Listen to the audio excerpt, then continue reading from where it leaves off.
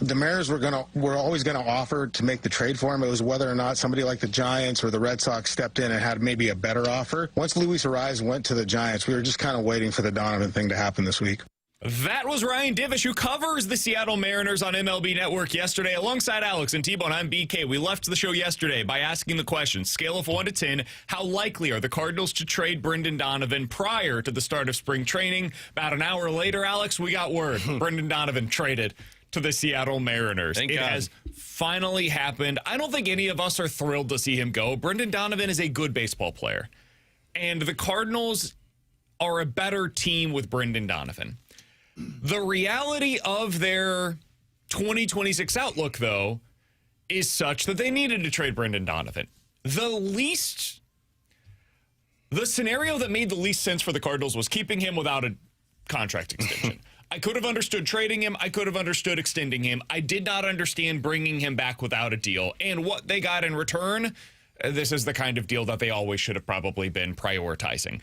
The Cardinals are getting, bear with me, there's a lot here, Jurrangelo Cijntje. I finally have learned how to pronounce his name. We nailed it. Once he's a Cardinal, now I learn how to say it. He is honorary dubbed Danger Cijntje. He is the ambidextrous pitcher that is going to be a righty now, it sounds like, moving forward. They got center fielder Ty Peet, who is a big-time power speed candidate. He did not hit well last year, but a former first-round pick. Not Laz Montez. They also got an outfielder, Colton Ledbetter, who's a former second-round pick. I believe the Cardinals had interest in him in the draft, and now they have him as a part of their minor league system. And because that wasn't enough to get 3 interesting prospects, they also get in return for Brendan Donovan 2 competitive balance round B picks. These are right in the 65 to 85 range. In other words, I think they have 6 top 85 selections now. Ooh. 6 in next year's draft. The importance on that is as follows, Alex.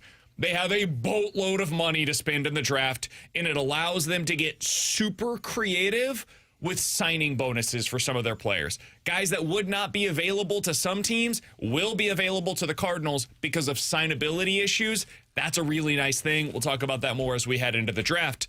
The deal is done. What was your reaction to it yesterday? I was happy it was done. And like you said, I'm not happy that Brendan Donovan is gone. Brendan Donovan is like the perfect Cardinal player. It's just your age frame wasn't where you needed it to be with this group. A rebuilding team needs to get younger, and he's 29 years old. That doesn't sound old, but by the time they're ready to compete, you're talking about a guy who's 32 years old that's out of that range that you need for your players.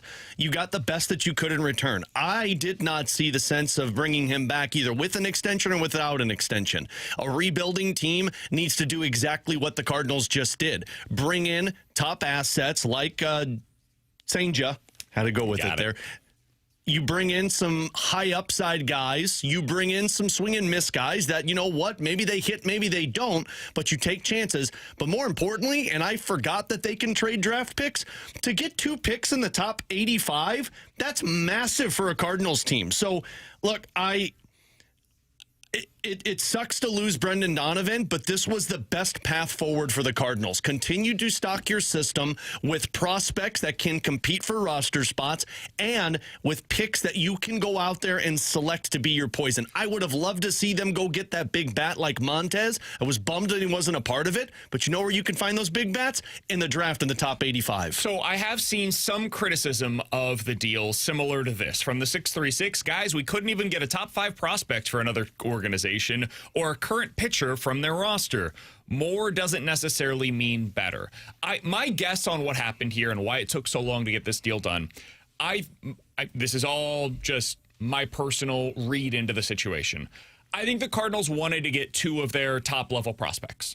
Jurrangelo Cijntje being one, and then probably one of their top position player prospects. I think from they wanted the Mariners. Montez. And when the Mariners had a firm, no, we're not doing 2, the Cardinals had to figure out, okay, then what do we do? How can we get a deal done here? And when the Giants decided to pivot and they go sign Luis Arraez, now you basically have one team that you're really dealing with here. And if the Mariners hold firm on that, well, you're not going to get them to budge. Now you've got to get creative. And what I do appreciate about Chaim is that he's shown already an ability to get creative. They include the third team here, which allowed them to incorporate a different prospect position player-wise and another draft pick. The thing on they didn't get a top 5 player in a position, or they didn't get a top 5 prospect from their pool. To me, that's just nonsense. It's because they have the best prospect pool in all of baseball.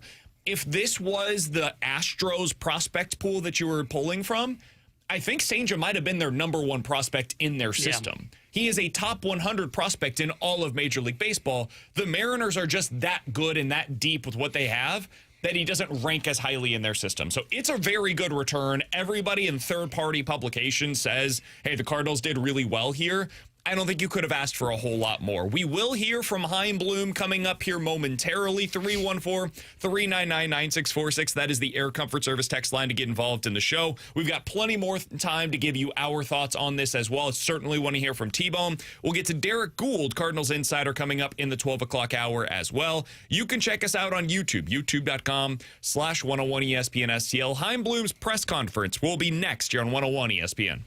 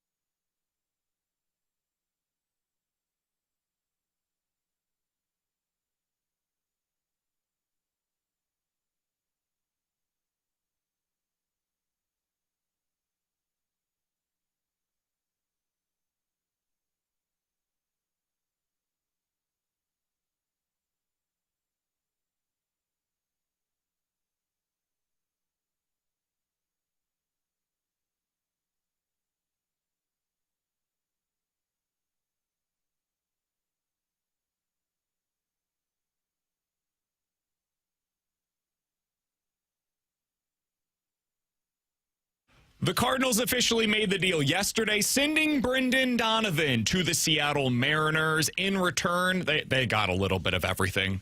They got a top 100 prospect in Jerangelo Sainja. They got a outfield prospect from the Mariners. They got an outfield prospect from the Rays. They also got 2 competitive balance picks.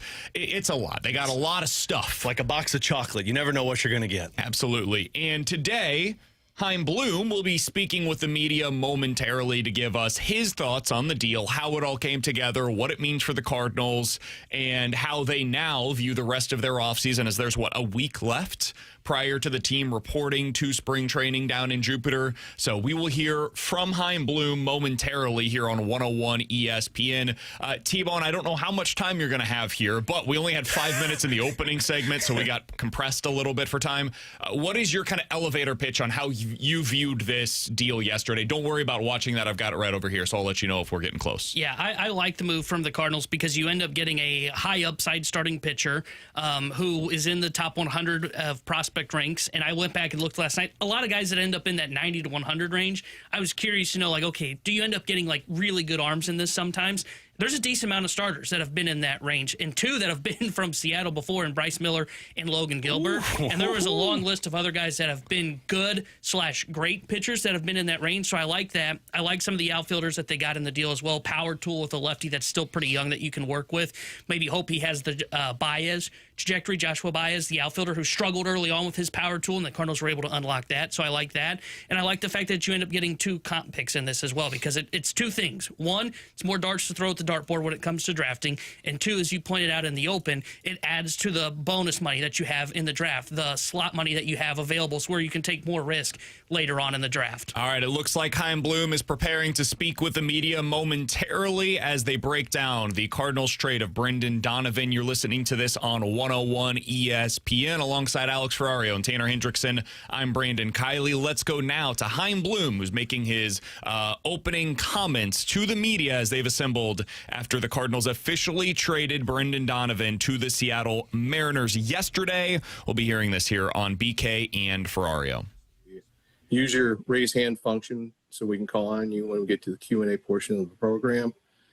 And if you're not in speak mode, please reminder to mute your microphone. This time I'll turn it over to Chaim Bloom.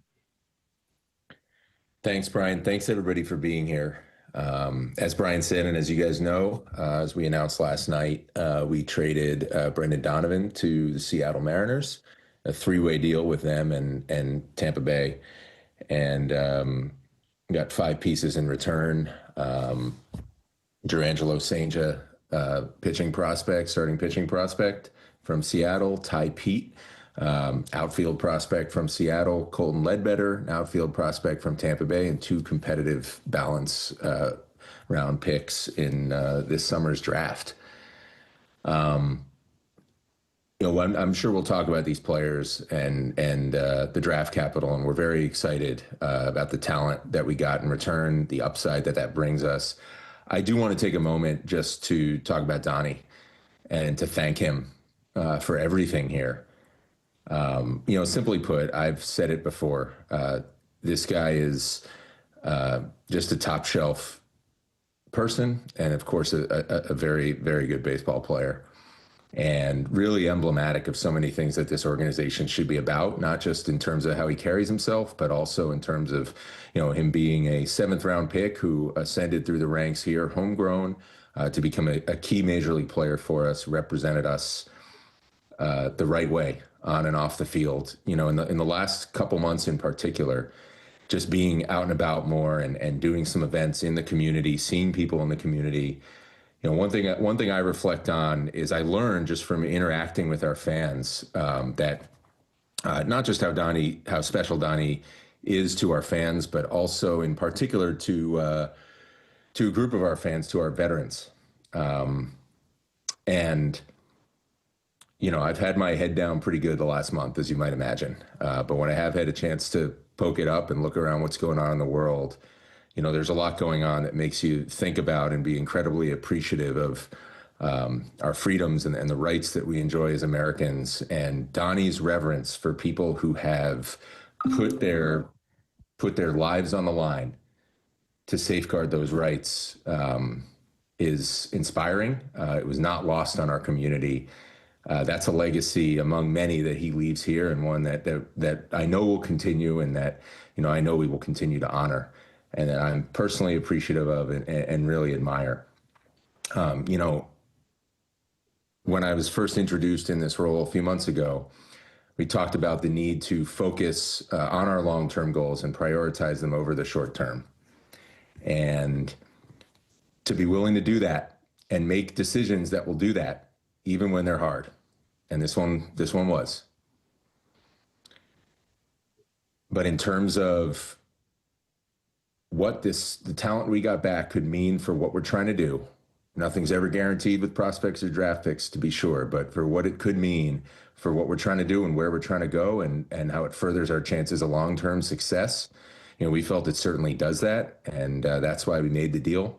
And we're excited. We already welcomed our 3 new players to the organization, excited to get them going and get the most out of them, and give our amateur group the ability to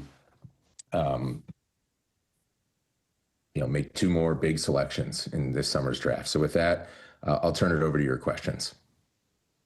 Okay. Jeff Jones, Belleville News Democrat. Hey, Chaim, just over the weekend here, the Mariners announced that Sanja was going to be only a right-handed pitcher moving forward, and that he was going to be a big league camp for them. Where do you all fall on those 2 things? Yeah, broadly speaking, we see his strengths and his upside, I think, similarly to Seattle. This was something that actually came up over the course of conversations, really over the course of not just weeks, but months, even, talking to Seattle about how they saw him. He's such a unique player. I don't want to get too specific, just because I think we owe it to ourselves and to him to get to know him a little bit first. But, when you look at the stuff, the command, the upside, like the right, it's not a shock that they were prioritizing the right side. They still, and Jurangelo also, I know, is passionate about continuing to keep up the left side. And I think for any number of reasons, including the fact that he's gotten to this point with a routine that's specific to him, that you don't want to disrupt too much without good reason. They still had planned to keep the left side going, at least in a practice setting, at least in the bullpen. That makes sense to me from a distance. But I don't want to get too specific, because I think we need to have this guy with us and learn him. We have a little bit of a running start. Obviously, Matt Pierpont has some history with the player from 2024.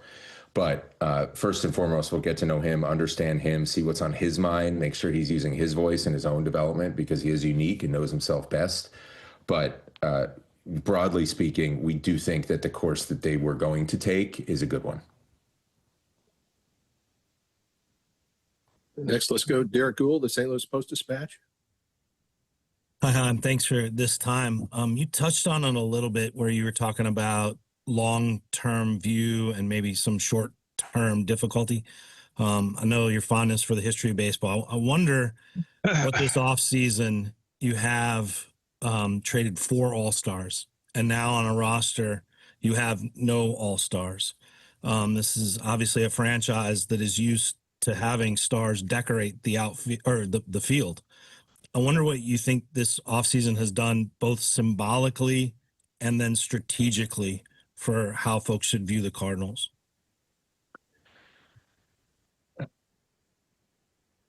I understand the question. I think it's a good question, an interesting one. I hadn't didn't know about, nor had reflected about the All-Star, factoid, I guess, until seeing it yesterday. What I don't want us to do is get caught up in past glories and have someone who's been an All-Star just because they've been an All-Star. I hope we have a number of players who are on their way onto that roster this year by their accomplishments, and obviously I hope that they accomplish at that level for many years. I think that has to be our focus. At the end of the day, obviously, I do think it's symbolic of the fact just that in trying to build for the long haul, we've gone a lot younger. We have a lot of players who we're hoping that they will accomplish a lot more than they have accomplished, and that there's very good reason to think that they'll do so. Some of them obviously are on our major league roster. Some of them aren't yet. Ultimately, we really believe in the combined talent of the group to be able to give us a head start on doing that it'll be on us then to supplement over time. And that's important. Obviously, that having the talent to win and keep winning is everything. That's why we're doing what we're doing. So we want to make sure that we have that and that we're doing that, and that's why we were doing the things that we were doing. But to have somebody who has been an all-star so that we can say we have it, if it's not really pushing us toward our long-term goals, if it's not really giving us a chance to celebrate year in, year out, giving us chances at hanging more banners, I don't think we should be pursuing that at the expense of the goal to win. And I think at the end of the day, people can decide what they think it symbolizes, but I know our fans want us to win. And so we need to be focused on that first and foremost. Thank you. John Denton, MLB.com. Hey, Chaim, hope you're doing well. How much did the 2 competitive balance picks push this over the top? It gives you 5 of the top 72 picks now, I think it is. And how much does it compare to, I think it was 2011 in Tampa, you had 12 of the first 89 picks, and you were able to get Blake Snell out of that draft. How much did those picks push this trade over the top? Yeah, let's not talk about what happened in the other 11. But yeah, look, they're obviously really important. The deal would not have happened without their inclusion. Obviously, as I've talked about all off season, we wanted to set a bar pretty high if we were going to contemplate something like this. As much as we are thinking long term, there still should be a pretty high bar when you have someone who's as valuable as Brendan. And the value of those shots in the top 100 picks of the draft is real. Obviously, it's on us to maximize them. There's going to be a lot of work that will go into that, as there will for all the other picks that we have. And just being around our amateur staff and also seeing the collaboration that's really starting to flourish between a lot of folks in our amateur staff and the rest of the front office, whether it's returning folks, new folks who are new to the organization, that I think we're going to be able to build on this year too, especially on the hitting side with some new leadership there. Like, that's very encouraging for, I think, where our process, which was already obviously pretty productive, can go. So it excites me for us to have more shots in the draft to add impact talent to the organization. Obviously, we considered a number of different possibilities in thinking about returns here and talked to a number of different clubs. So it wasn't like we're focused on that above all else, but certainly think that they are very valuable and the value that those picks represent was an important piece of this decision. If I could ask one more, when you're evaluating a guy like Pete, he played most of the last season at 19 years old. The strikeouts really piled up on him. You see the power numbers, you see the speed numbers. How do you balance speed and power with a lot of swing and miss? Yeah, great question. Obviously, he has all those things. He is an elite athlete. The upside is not hard to dream on. He was drafted as an infielder, moved out to the outfield, and has been really good out there.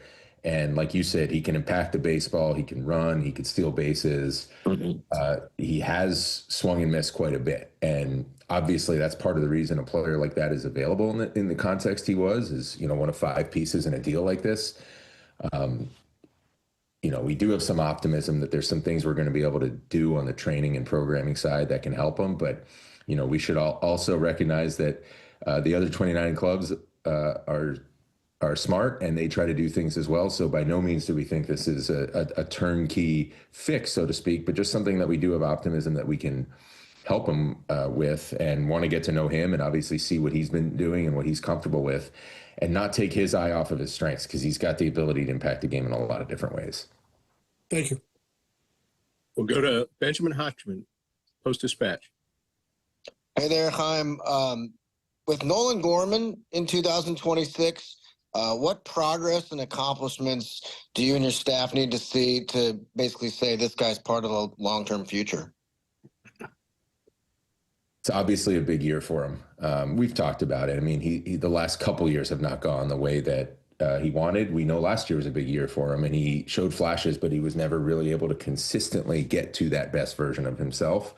And he should get plenty of opportunity to do that again this year. We've seen it. We don't have to think about what it looks like at the big league level. He has power everywhere when he can drive the baseball out to any part of the field in any park. And he also has shown the ability to play multiple infield positions at a pretty good level. There have been stretches where he hasn't done those things as well. There have been stretches when he's been caught in between as a hitter. I've talked about it before. It felt to me, and I think just talking to him, that he was not rock solid enough in what that identity of the best him at the plate looked like. And so when things did not go his way, he started searching, he started chasing stuff, and got kind of caught in between most of the season and didn't really produce. And then also, obviously, physically, there were things about the season that took a toll on him. So we've definitely stayed in touch with him. He knows that this is a big opportunity, knows that, he's got a lot in front of him and a lot to prove, and has certainly been going about his offseason, we think, in a way that's going to give him a chance to do that. But it'd be exciting to see where he's at come spring, and then hopefully we can help him lock in on that best self and carry it into the season. You're listening to Chaim Bloom's press conference here on 101 ESPN as the Cardinals yesterday announced officially they are trading Brendan Donovan to the Seattle Mariners. With sending Donny and kind of what second base could look like, especially as we near camp. I mean, what can you kind of share, how that can kind of shake up as spring progresses, especially with somebody like JJ on the horizon and in big league camp? Yeah, well, obviously it does create more opportunity, and we've talked about it. We're very eager to see what JJ does in camp, and again, not just his results, but how he looks and how he's going about his business and all of that. Definitely don't want to hand him anything. Don't want to do that with any young player, but certainly we know his upside, and look forward to seeing him having a really good camp. And also, we just talked about one in Nolan, and there's several other players here, whether they have shown that they can do it at the big league level or haven't, that I think will get a chance to show more and come into increased opportunity as a result of this. And we're eager to see what they all do. One of our prospects, guys, Brian Walton. As this deal came together, you mentioned that the 2 draft picks were key to the deal being happening, and obviously Seattle couldn't provide them both. At what point in time was the third team linked in? Was that done relatively early on, and you were working on the final player mix, or was the finding that second draft pick kind of the last thing that closed the deal for you? So somewhere in the middle of that, Seattle was very, very clear and very steady in their interest in Donny. We talked through a lot of different permutations about what that could look like with them as we went through the off season, and we're talking to a lot of clubs just about a lot of things.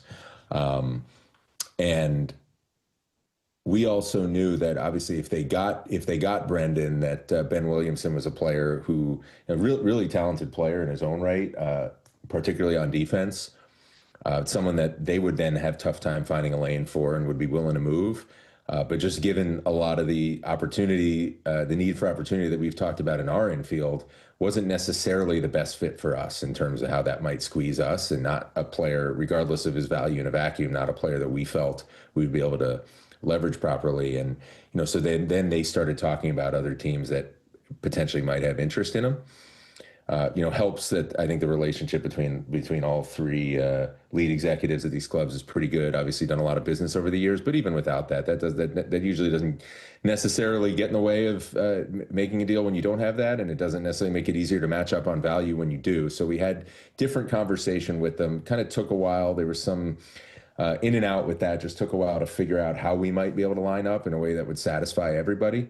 But certainly once we got to the point with the Rays of not only being able to access a draft pick from them, but also being able to get some talent in addition to that, at that point, it was obviously we're still talking to a number of other clubs, but it became clear that this was, the totality of what that could mean in addition to what we were getting from Seattle, made this viable, and it, we kind of closed in on it from there.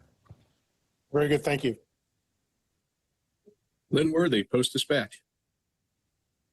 Hi, Chaim. Thanks for taking the time. I wanted to ask, you referenced sort of what what this move could mean for the organization going forward, and I wanted to sort of ask what, when you looked at potentially trading Donny, what was it that you sort of set as your mark of what you thought that could that might bring back, what that could accomplish?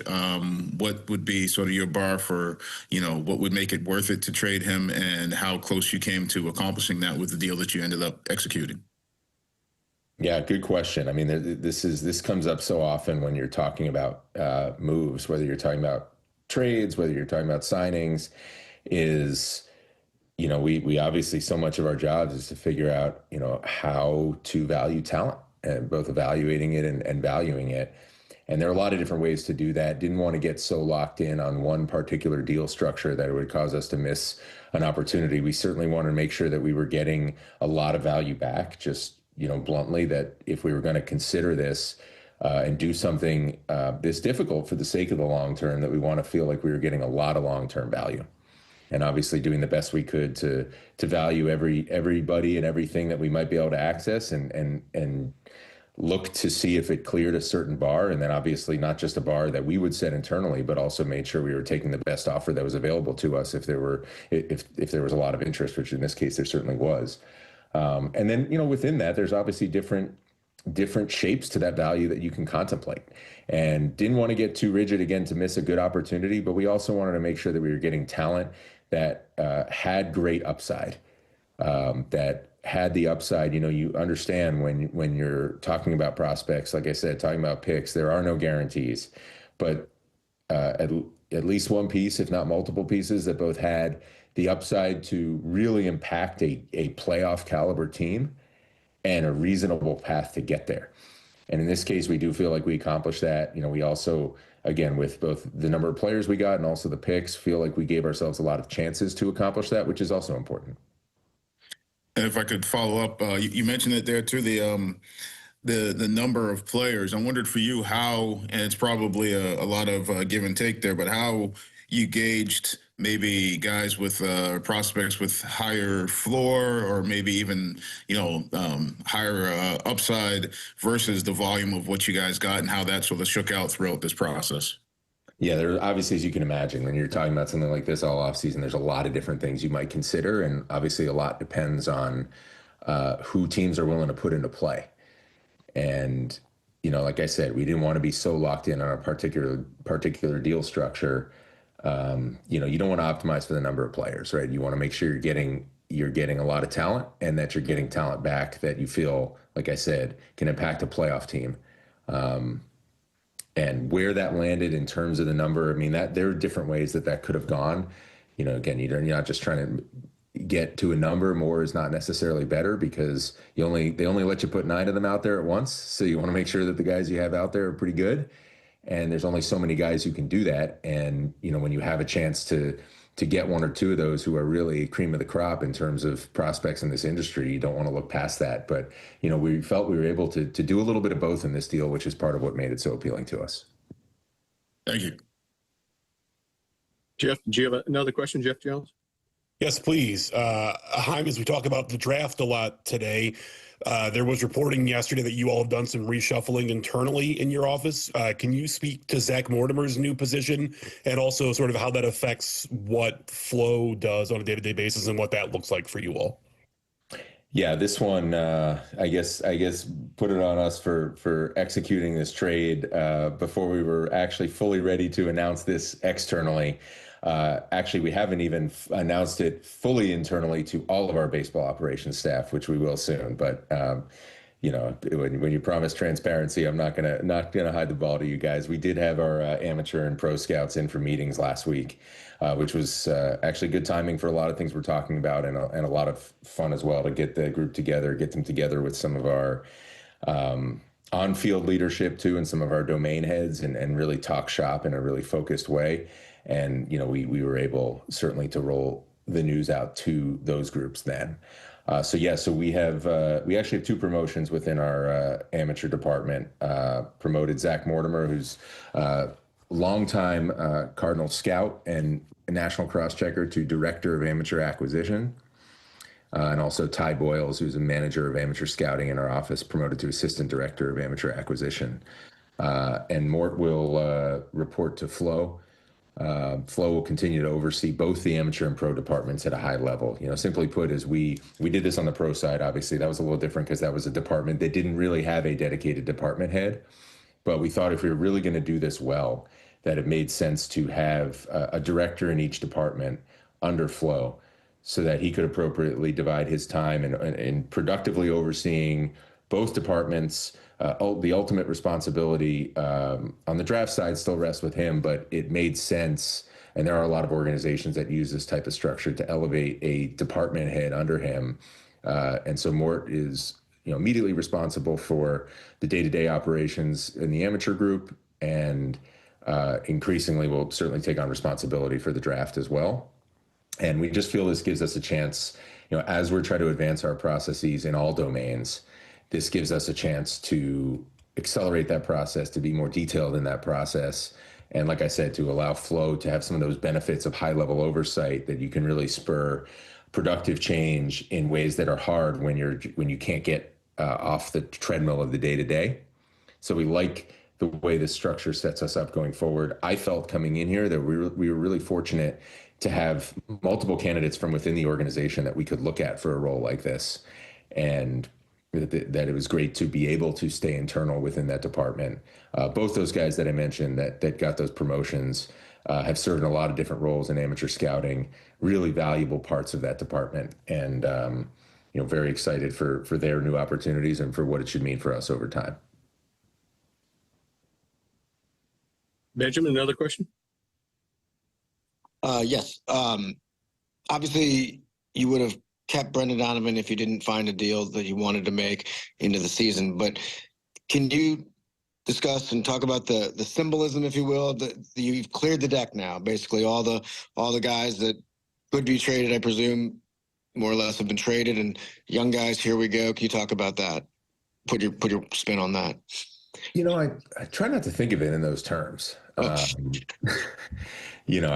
don't try to divide the world into, hey, these guys could be traded and these guys can't. I just think we're not doing our jobs well if we think of it that way. Certainly, I do think there's some value in having this particular question settled before we get into camp. One of the things I'm excited about coming into camp is I think we have a chance to really get a lot of momentum with everybody in that room all moving in the same direction with some of these trajectory questions hopefully answered. Obviously, we got a lot of work to do now to get where we want to go on that trajectory, but a little more clarity in the room, and hopefully the competition will be the lack of clarity, to the extent that there is some, will be focused on who's going to get which roles, and we want there to be competition for that. So definitely see some upside and a chance to really get some positive momentum culturally towards what we're trying to build. And I think this does help that, but that was really more of a timing thing than anything. I didn't come into the off season thinking, we have to do this or that, particularly with someone like Brendan, who, like I said, in no way, shape or form would we ever, look to get rid of a player like him. This is really more of a hard decision in terms of just what aligns with our strategy and what gives us the best chance to really achieve the type of success that we're looking for. Thank you. Okay, we got about 5 more minutes on my Zoom meter, so if you could move quickly with questions. Brandon Kiley. Sorry, I got to stop filibustering every question, huh? Brandon Kiley, ESPN 101. When you look at the outfield mix right now, Chaim, who are some of the guys, and I guess you could throw Newt in here, but depending on his health, that you anticipate being a part of that competition as you guys go into the spring? Yeah, this is an area, I said this after we moved Wilson, and I know we haven't done that yet, where I do think we could stand to add externally. It's probably the easiest place for us to add externally. Still would like to do that. There's some different fits that we've looked into, both in the free agency arena and also in the trade market, that just obviously we haven't aligned on anything yet. You talk about Newt, obviously Vic, obviously Jordan. I think having gotten Nathan Church's feet wet last year is important, because I do think whether initially over the course of time, he can help play a big role there, can really impact us on both sides of the ball, to not get a chance to show that offensively as much. And then some of we've got some versatile guys who have spent some time on the infield that, I know have dabbled out there, and, guys like Fermin and Sajasi that we might see out there a little bit too. Derrick Goold. Hi, I'll be brief here. You guys have rewritten a lot of the prospect rankings that the industry magazines, Baseball America Pipeline, have for y'all. I wonder if you could share with us how you've done internally. Have you also, you think back to all these deals, Clark's edition, even Fitz and Dobbins, have you rewritten internally your prospect rankings? And from a high view, how do you see it now with all these additions? Geez, I think at some point we probably need to take a step back. You know, it's funny, like we obviously have, of course, we have processes and models and all that to try to figure that you could read off of. I don't just like to read right off of spreadsheets. I think you got to apply some judgment and some nuance to that. And it's not as relevant to us. Like power ranking our own prospects is actually not that relevant to what we do in the day to day, at least. Right. But certainly feel like we have added significant talent, significant upside, and we know we'll need it. You know, like I said, there are no guarantees in that pool. It's our job to help every single one of them, and hopefully they can help us on the field in Cardinals uniforms. And it's also really good for other things that come up over the course of time. Just as, you know, we've accumulated some of these guys in trades with other clubs for us to be able to have options that, you know, some of these guys, we still want to develop all of them towards a big league future, but it's possible that some of these guys might be able to help us in trades or other ways. So you want to have, look, like I've said it before, we get 165 spots. We'd love to have an awesome prospect in every single one of them. And we're going to keep working to try to make that happen. Okay, I got time for one more here. John, you had your hand up first. John Denton, MLB.com. Do you have a grip on how many of your players will be leaving for the WBC? And I know you don't want to pin yourself into a deadline, but do you tell yourself that, you know, pitchers and catchers report in 8 days and then all the pitchers and catchers in 9 days, that you'd like to have trades done by a certain time, or is it still open for business? Well, we're definitely not going to shut our phones off. You know, again, this particular situation with Donny, I felt that there were benefits to, you know, not without trading off value, of course, but just benefits to settling it prior to spring training. And so that was definitely a preference. You know, there's nothing we have up our sleeves right now, but, you know, we certainly are going to do our jobs and keep listening. And that also goes for additions as well. You know, when we get to camp, we're going to continue to look for opportunities to add players, potentially short-term fits or even longer-term fits, and just make sure we're staying active in conversation. As far as the WBC, we don't know for sure yet. We've got a much better idea of at least who's on these provisional rosters, and as we get closer to the date, that should tighten up. So certainly we'll have some involvement from some players. I don't know if that's my news to announce, so I don't want to. But you know, we have some idea of at least who could be going and when. That was Chaim Bloom speaking to the media just a moment ago, as he has officially announced the Cardinals are trading Brendan Donovan to the Seattle Mariners. A lot of information there. Also officially announced that the Cardinals are making a couple of changes to their draft roles, the amateur acquisition side of things.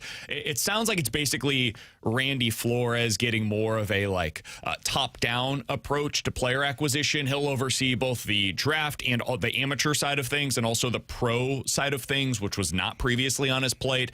Zach Mortimer, who has been in the Cardinals organization for a number of years, he's been promoted to director of amateur acquisition, according to what Chaim Bloom said there. It sounds as though that's going to be kind of a passing of the torch to him taking over the draft. Ty Boyle's also promoted to be the assistant director of amateur acquisition. So a little bit of news there from Chaim Bloom. Otherwise, though, Alex, a lot to get into there from his comments on what the Cardinals' plans were with this deal, why they decided to make it now, and ultimately how it sets up the roster. Your biggest takeaway was what? Probably the comment that he had about the Brendan Donovan and what they were targeting, where he said that, you know, we were targeting upside. We wanted to find multiple pieces that can impact the playoff team. And I mean, that's the goal all along, right? You go out there and you take swings. It's why I said I think they should make the trade no matter what. They might fail, but they also might become pieces that can help you get to this rebuild faster. And I love the fact that he did this. You said something in the open that made me think of the Cardinals. You know, they had their eyes set on a piece. They had a price set for Brendan Donovan, and they realized they couldn't get it. In the old regime, they would have just kept Donovan. They would have said, well, we're not getting what we want, so we're keeping him. In this regime, they got creative and said, we're going to find a way to get this done so that we get pieces that benefit us. And I think they came out with rose colors. Yeah, I agree with what you said there. I that comment that he said about for playoff team, right? Tools for a playoff team, and you really see that in this trade. Think of the playoffs now. The two things that I preach when I talk about the playoffs: got to have swing and miss. That's what they targeted in the right-handed pitcher that they acquired. And you need to slug, baby, slug. And it's a left-handed hitter with the tool of power that they're going to try and work with that. He said, hey, look, we got to get our hands on, got to work with it. Those were the two big components of that trade, and you could see what they were shooting for. Upside in those two big categories that you need when you get to the playoffs. Swing and miss, and power. And it really came down to creativity. Chaim Bloom said Ben Williamson's involvement in this deal, the third baseman from the Seattle Mariners, is what made it a little bit clunky and what made it take a little bit longer because he didn't really fit into what the Cardinals' plans were. Now, you can agree or disagree with that. Maybe you think, hey, the Cardinals should have had interest in Ben Williamson and taken that over some of the draft pick compensation and the outfield prospects that they got from the Rays. They decided, though, that's not a guy that we're all that interested in. I don't think he does have some of those tools that T-Bone's talking about. He's more of a defense-first third baseman. What value does that really hold for you? They ended up getting the third team involved, the Rays. The Rays are able to come in with an outfield prospect and a comp pick that comes over to the Cardinals. Made a lot of sense for them. I agree with you, Alex. I'm not sure that that would have happened previously. No. That's the kind of move that required creativity, required sticking with it, and I'm really happy to see that they were able to find a way to get it done. That doesn't mean it's going to work. Nope. This may fail spectacularly. They may leave this thing getting 0 major league players. It's entirely possible. The process, though, was good. Yes. That's all we can judge right now. The results will be judged later on. Today, we can judge the process, and they did a good job of that this offseason. We'll talk more about their offseason and what they were able to accomplish with Derrick Goold, Cardinals insider for the St. Louis Post-Dispatch, when he joins us in a little more than 15 minutes. Coming up next, though, do want to hear from you guys. 314-399-9646 is the Air Comfort Service text line. We'll get to your questions and answers next year on BK and Ferrario.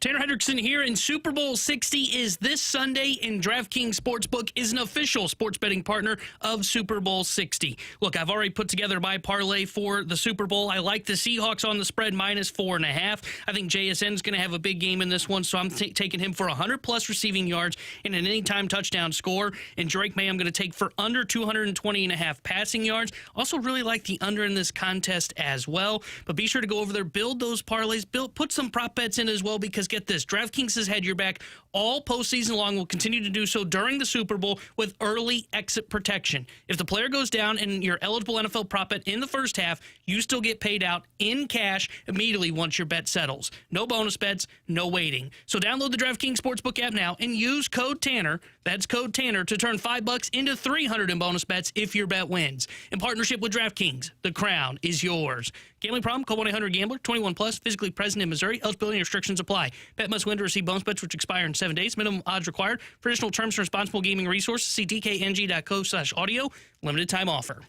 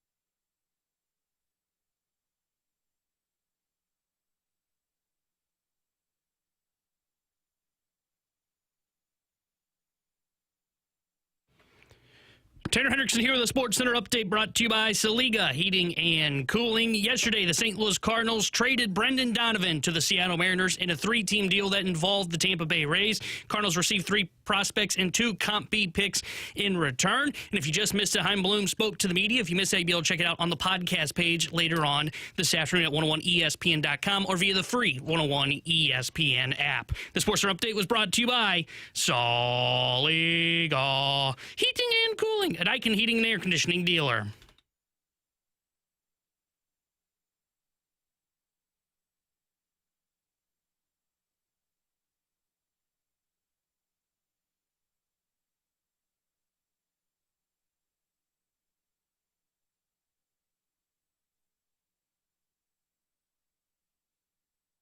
Three 314-399-9646 is the Air Comfort Service text line for questions and answers. If you guys have any questions, go ahead and get them in right now on the Air Comfort Service text line. We will have Derrick Goold, Cardinals insider for the St. Louis Post-Dispatch, joining us in about 10 minutes from the 314. Alex, how grateful are you that this trade was pulled off yesterday so you don't have to talk about that Blues game today? What are you talking about?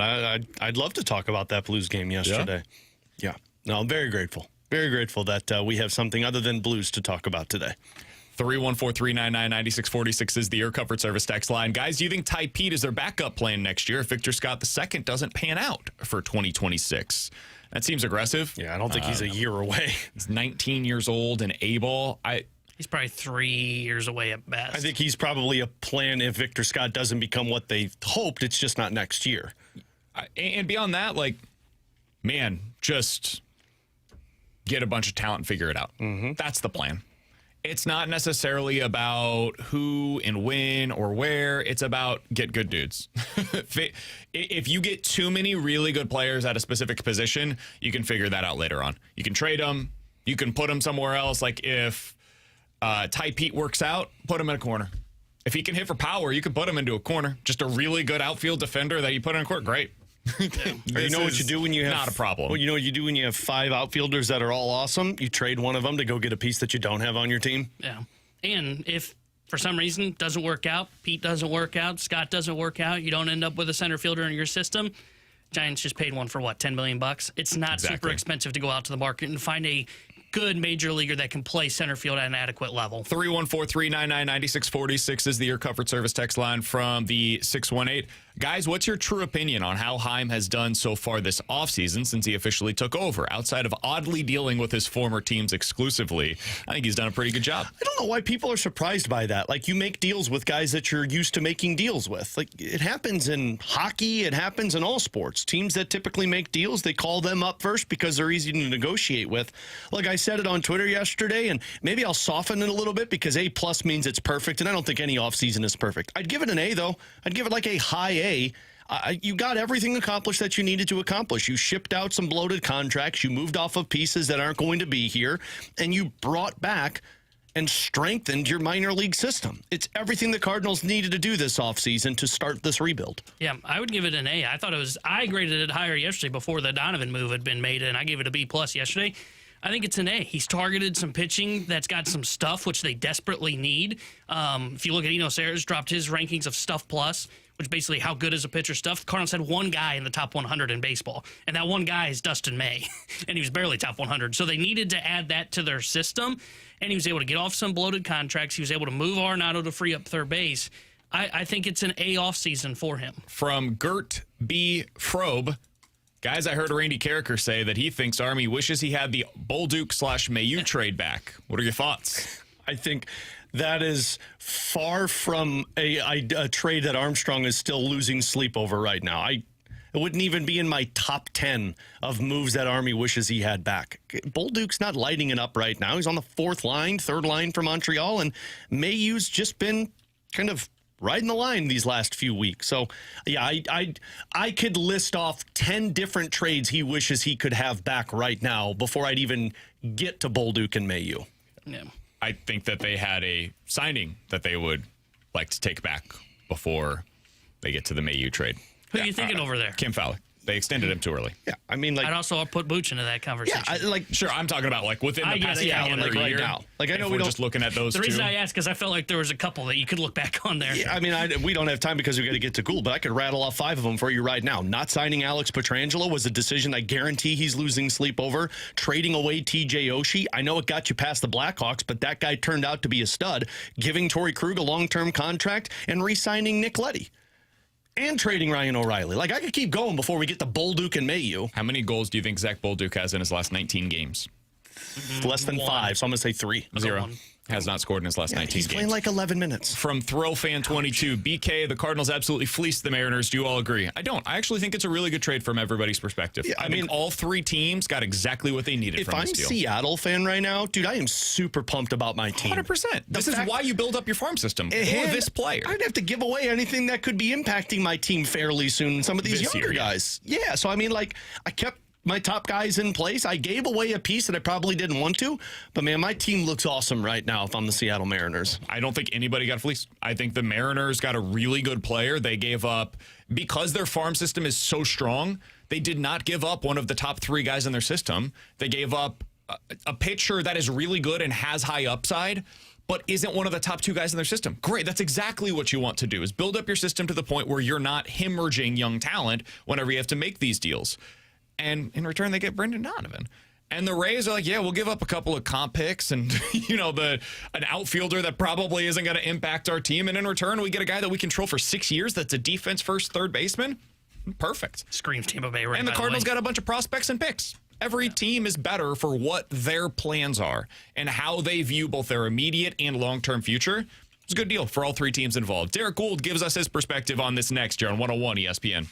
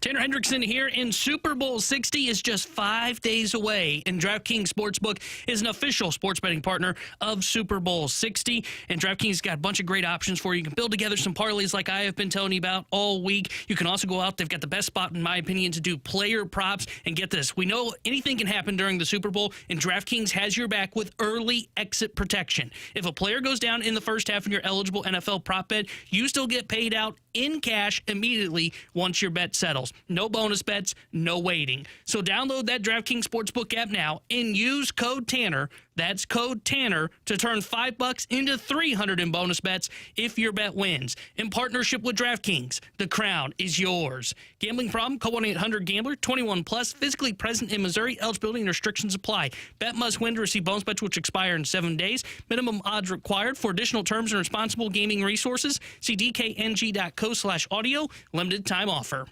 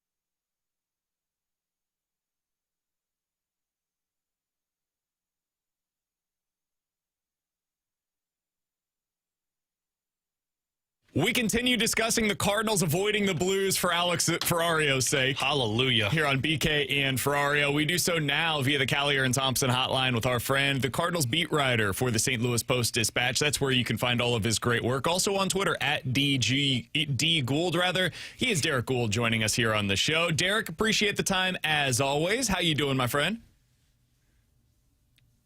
I'm good. Thanks for having me here. First time on this YouTube contraption, so I'm eager to see what this does. Well, Sorry for the radio listeners to give away the magic. You look good, Derrick. You look good. All right, Thanks. Derrick. Thanks. Let's get into this. I know you just got back into the country. You were on vacation, and you get back, and the day that you return, the Cardinals make the big move that we've all been waiting for, sending Brendan Donovan to Seattle. I know you've been covering this all offseason. You've gone through all of the different waves of what could have come from this. From your understanding, how did we get here? How did we get to this 3-team deal with the Cardinals, the Mariners, and the Rays? Well, I mean, you want to go back to when the Cardinals started losing and didn't have a contending team, and they had to start thinking about moving all-stars for the future, or do you want to go more in the more off-season? You're right. I stepped off a plane into the Cardinals changing TV networks and also trading their all-star. So, like, within hours. I think it was 5 hours after I stepped off a plane, so pretty wild. But, I guess if we just focus on this winter, right? The Cardinals had deals they wanted to make. Cardinals had deals they felt they could maximize. Brendan Donovan is the deal they thought they could maximize. You go back to the general managers meeting. I wrote at the time, and it was really hard to ignore the fact that, like, one of the most popular players the teams were asking about and trying to trade for was, Brendan Donovan. I was told at one point in time that 32 teams were interested in him, which I guess was including the inevitable expansion teams, and also the Cardinals, because the Cardinals were interested in keeping him, because they noticed and they knew, and we all knew, and there's a lot of reasons for this. We look at his on-base percentage, we look at his style of play, but also look at the positions he played.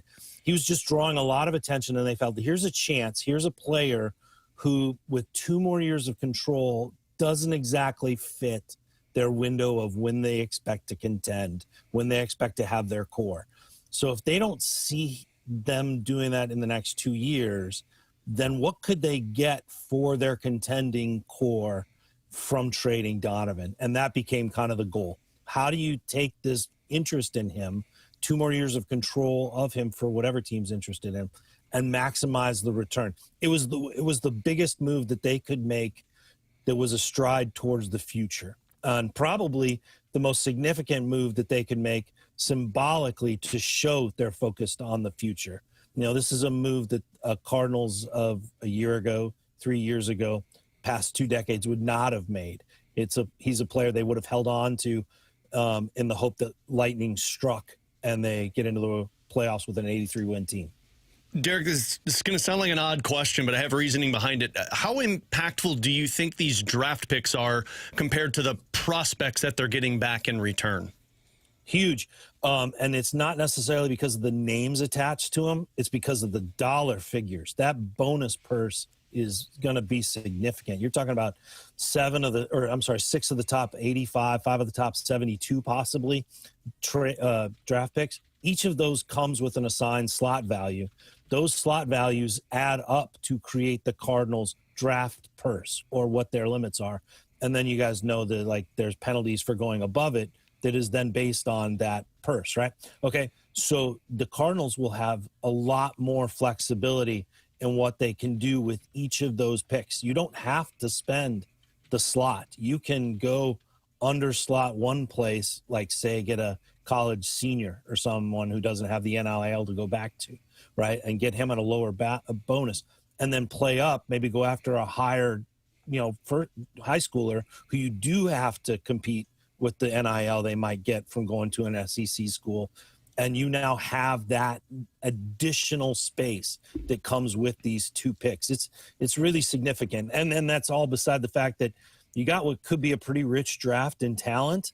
And so the names attached to it, just in sheer quantity, you expect quality to emerge. Now, Derrick, the question that I'm about to ask is pretty nuanced in how we can answer it, because the Cardinals are in a different spot now than they were previously.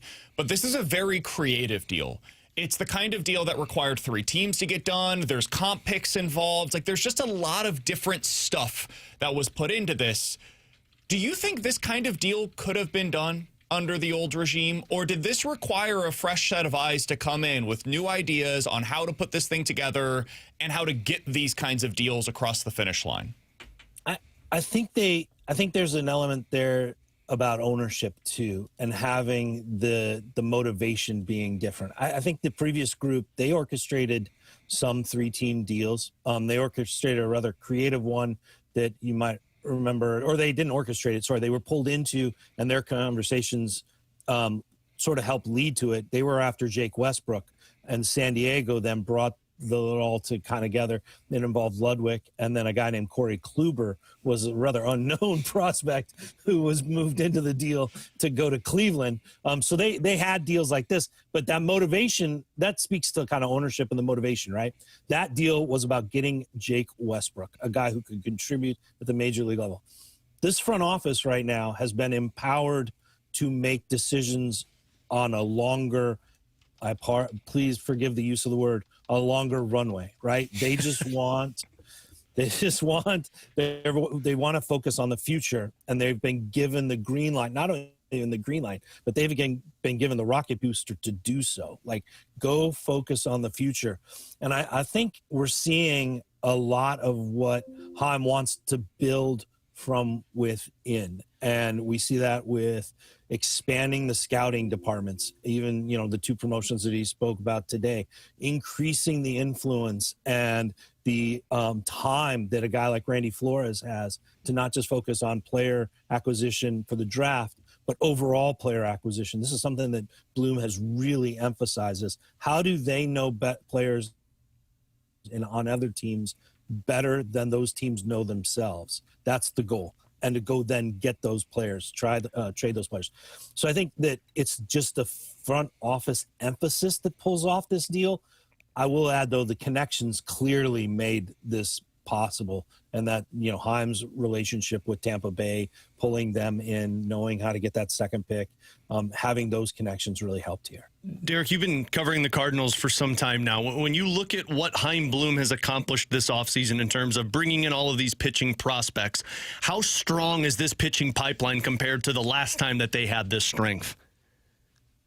Yeah, you mean like 10, 15 years ago? Yeah. You think about like Carlos Martinez, Trevor Rosenthal. I'm eager to see. You can only get so much from talking to folks and then seeing video and looking at stats and everything like that. I do like spring training for that chance to see these guys. It is an electric group with more upside arms than they had in the past. There's more velocity in the game in general, right? But when you look at this group, there's just more velocity abound throughout it than the Cardinals have had. There's more stuff. There's more raw material there to then put into this really new system. I think this is a group of pitchers that match the new pitching development that the Cardinals have created. It has the potential to be really significant because they've married those 2 things together. Derrick Goold is our guest for another couple of minutes here on 101 ESPN. You can find his great work over at the St. Louis Post-Dispatch. Derrick, I asked Chaim about this during his press conference. I'm curious your thoughts, because it's possible Newt will not be ready for opening day, depending on how he recovers from the offseason surgery that he had on both of his feet. And you look at the outfield mix. I don't know that Donny would have been a part of it, but it's at least possible he could have slid out to the outfield. You have J.J. Weatherholt, Gorman at second/third. How do you view their outfield mix coming together in the early portion of this season if Newt is not ready to go? To be determined. They have a couple irons in the fire. There's still a couple free agents out there that they've kind of talked about. They play, the right-handed bat is of interest to them. Some of this does have that trickle down to where does Herrera fit, right? Is he the catcher? Or do they need to look at, is he a left fielder? or do they need to look at, is Alec Burleson the left fielder and Herrera's some at first base to get that bat in the lineup? They would like to add a right-handed bat who at least has outfield on the resume. They've also looked at, say, like first base on the resume. So you can see how all those are interconnected. I don't think the roster is entirely complete, and it's not necessarily going to be complete with the way this market has gone right when spring training officially opens. That could still be an in-progress group. Ideally, this is what the Cardinals want to see, to your question, is Nootbaar healthy and performing and their left fielder. And Jordan Walker, with all the work he's put in this offseason and how responsive he's been and how encouraged the Cardinals are just about that whole situation with him and his swing and what he's doing and, athleticism and moving around better, more flexibility, more agility for him. They want to see him in right field. And there's a lot of excitement. I'm sure you saw it at the winter warm-up. And, even if folks, watch it some on social media and everything like that, there's a real excitement in the organization for Victor Scott II. I think I was pretty palpable, maybe one of the most palpable things, that and JJ Weatherholt kind of stealing the show every so often, whether it was on social media or with the kids or in the press conference. But Victor Scott's got a different carry about him going into spring, and that's felt throughout the organization as well. That's their ideal setup in the outfield. He is Derrick Goold. You can find his great work, all of his reporting over in the St. Louis Post-Dispatch. We appreciate his time joining us coming off of Chaim Bloom's press conference just a little bit ago. Derrick, we appreciate it. And jet lag. If I mumbled, man. That'll hang for a while. Have you been able to unpack yet? I have unpacked. I did unpack and put together the gifts that I got my mom and my friends and everything. I haven't done laundry yet. And I did, and also realize I'm unpacking just in time to repack tomorrow to go to Florida. Yeah. This might not have been the best time to go on vacation. Halfway or around someone the world. argue the very best time. I guess it depends on your perspective. Just keep the suitcase packed, Derrick, and do the laundry down in Jupiter. Yeah. I do have to switch luggage because I go with the bigger one to spring training. This was a mobile That trip. makes sense. This was carry-on only, my man. Derrick, appreciate the time as always. We'll talk with you again soon. Thanks, guys. Have a great day. See you, Derrick. That's Derrick Goold. Appreciate his time here on 101 ESPN. Again, you can find his great work over at the St. Louis Post-Dispatch, and you can follow him on Twitter at @DGould. I think what he said there, Alex, about midway through our conversation with him about the incentive for ownership is really important. I do think that we should give a little bit of credit to ownership this offseason. Yeah. I think they've done a really good job. They allowed Chaim Bloom to do what was necessary. They added the money where needed in order to get the return that they were seeking. In this deal for Brendan Donovan, man, I do wonder in the past if ownership would have said, hold on, you want to trade our only all-star for future assets? No. No. We think this team could win 82 games. And if we get a couple of things that break right, we could win 86. That means the playoff time. And I don't know if you're familiar, but here in St. Louis, we're all about sneaking in and potentially going on a run. Yes, you're not wrong, but I also think the credit should go to Chaim Bloom as well, because you got to be able to sell it to ownership, and Mo did not have success doing that, or he got fatigued from trying. I give Chaim a ton of credit to be the salesperson that walked into their office and told them, here's where we're going with it. You're going to eat about $150 million this offseason. I was speculating or exaggerating there, but you're going to eat a ton of money. But we're going to do this whole, draft and develop thing that you've talked about, that this has been a history for the Cardinals. So you're right. I mean, the ownership has to eat that money and be okay with it. But I give Chaim Bloom a ton of credit because he's doing something that Mo did not do for, 3 to 4 years where they probably should have. He's Alex Ferrario. That is Tanner Hendrickson, and I'm Brandon Kiley. Coming up next, so how does Seattle view what they got in this Brendan Donovan deal? We'll let you hear on the Seattle perspective next here on 101 ESPN.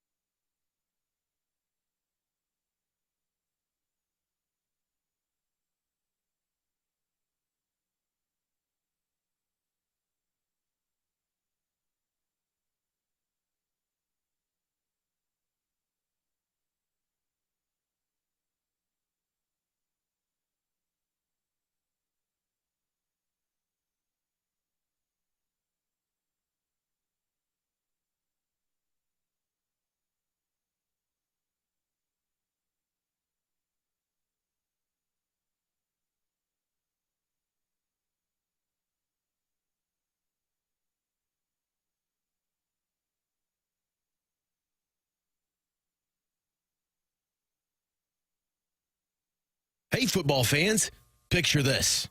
You bet on your favorite player in the big game to score the first touchdown, but his teammate scores instead.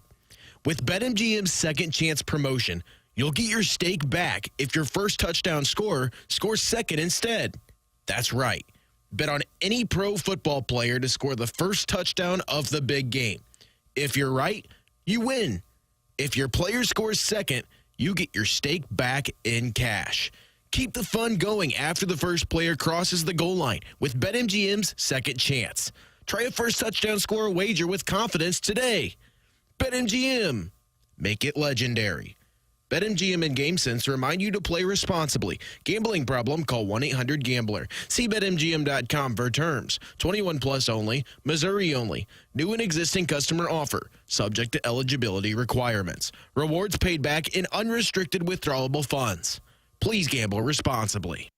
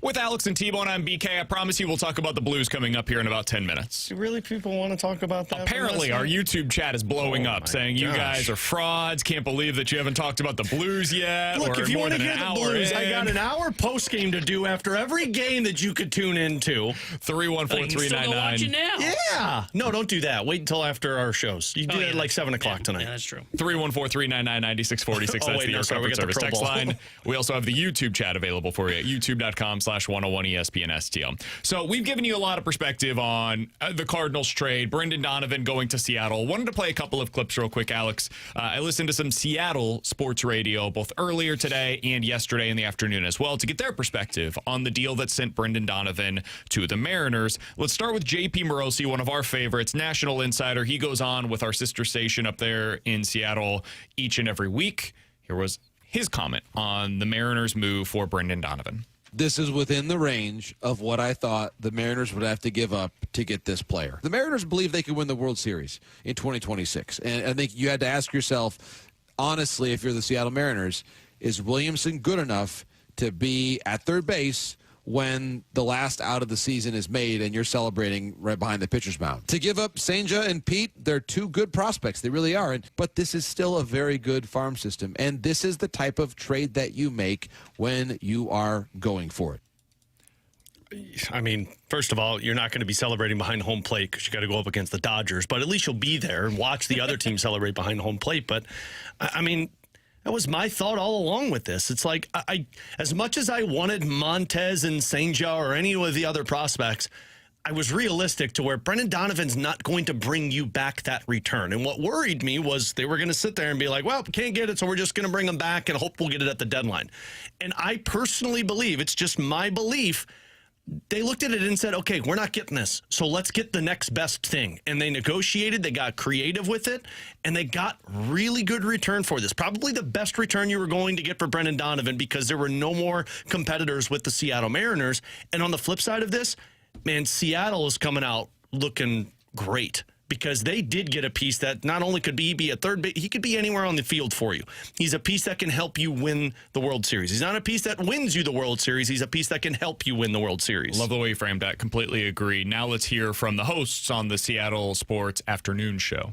I like the deal. You always run the risk that Senja's going to be a star. Ty Pete's going to be a star. Ben Williamson's going to be a star. Maybe one of them is. Maybe all three will. But it's almost as likely, probably more likely, that none of them will. That's just how it goes in baseball. No matter where a guy is drafted, they could be a top 10, top 5 pick. It doesn't matter. I mean, we've seen it here. Dustin Ackley, Mike Zunino, guys that did some good things, but they didn't turn into stars. And you're talking about top 10, top 5 picks. That it just didn't happen. And people have their reason. Oh, they were brought up too soon, or they had them do this, they had them do that, whatever. It's true in every organization. Mm-hmm. You've got a top 10 pick, a first round pick, and they don't, for whatever reason, it doesn't click for them. But you got a guy you picked in the 5th round or the 10th round, and they become somebody. So we'll see what happens with these three.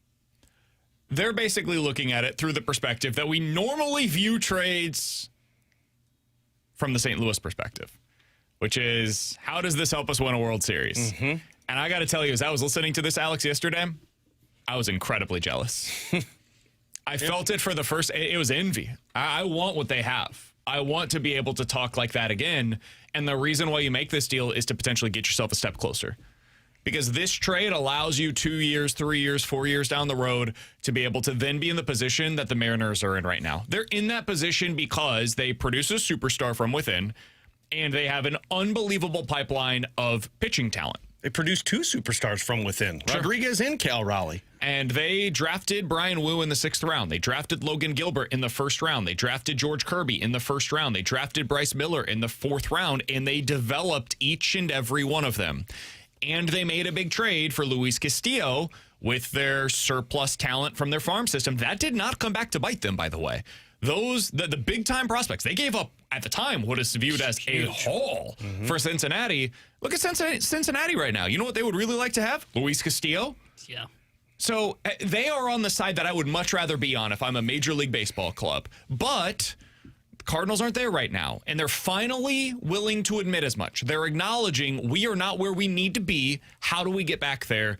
Their path back to contention is by making a move like this. And this is why I said a couple of weeks ago, it's refreshing to see the Cardinals doing this.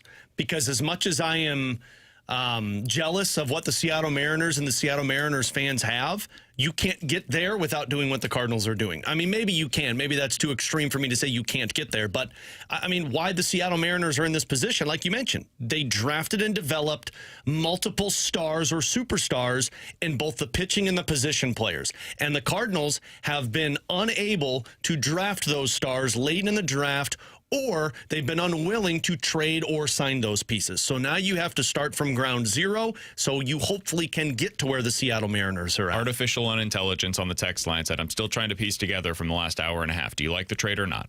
I'll give this very simply. I think that it was a great move by the Cardinals. I think it was the only move that the Cardinals could have made. I like the move for them.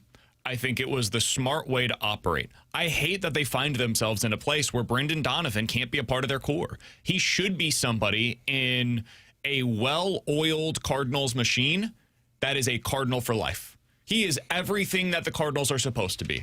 He was a late-round draft pick. He worked his ass off to get to the major leagues and then grinded his way not only into the lineup, but above higher-ranked prospects that were supposed to have his spot in the lineup, and then became their lone all-star from a year ago, is an unbelievable player within the clubhouse, great person away from the field, had really, become a huge part of the St. Louis community, got involved with charitable events locally. Like, this is everything that you could ever ask for from a Cardinals baseball player.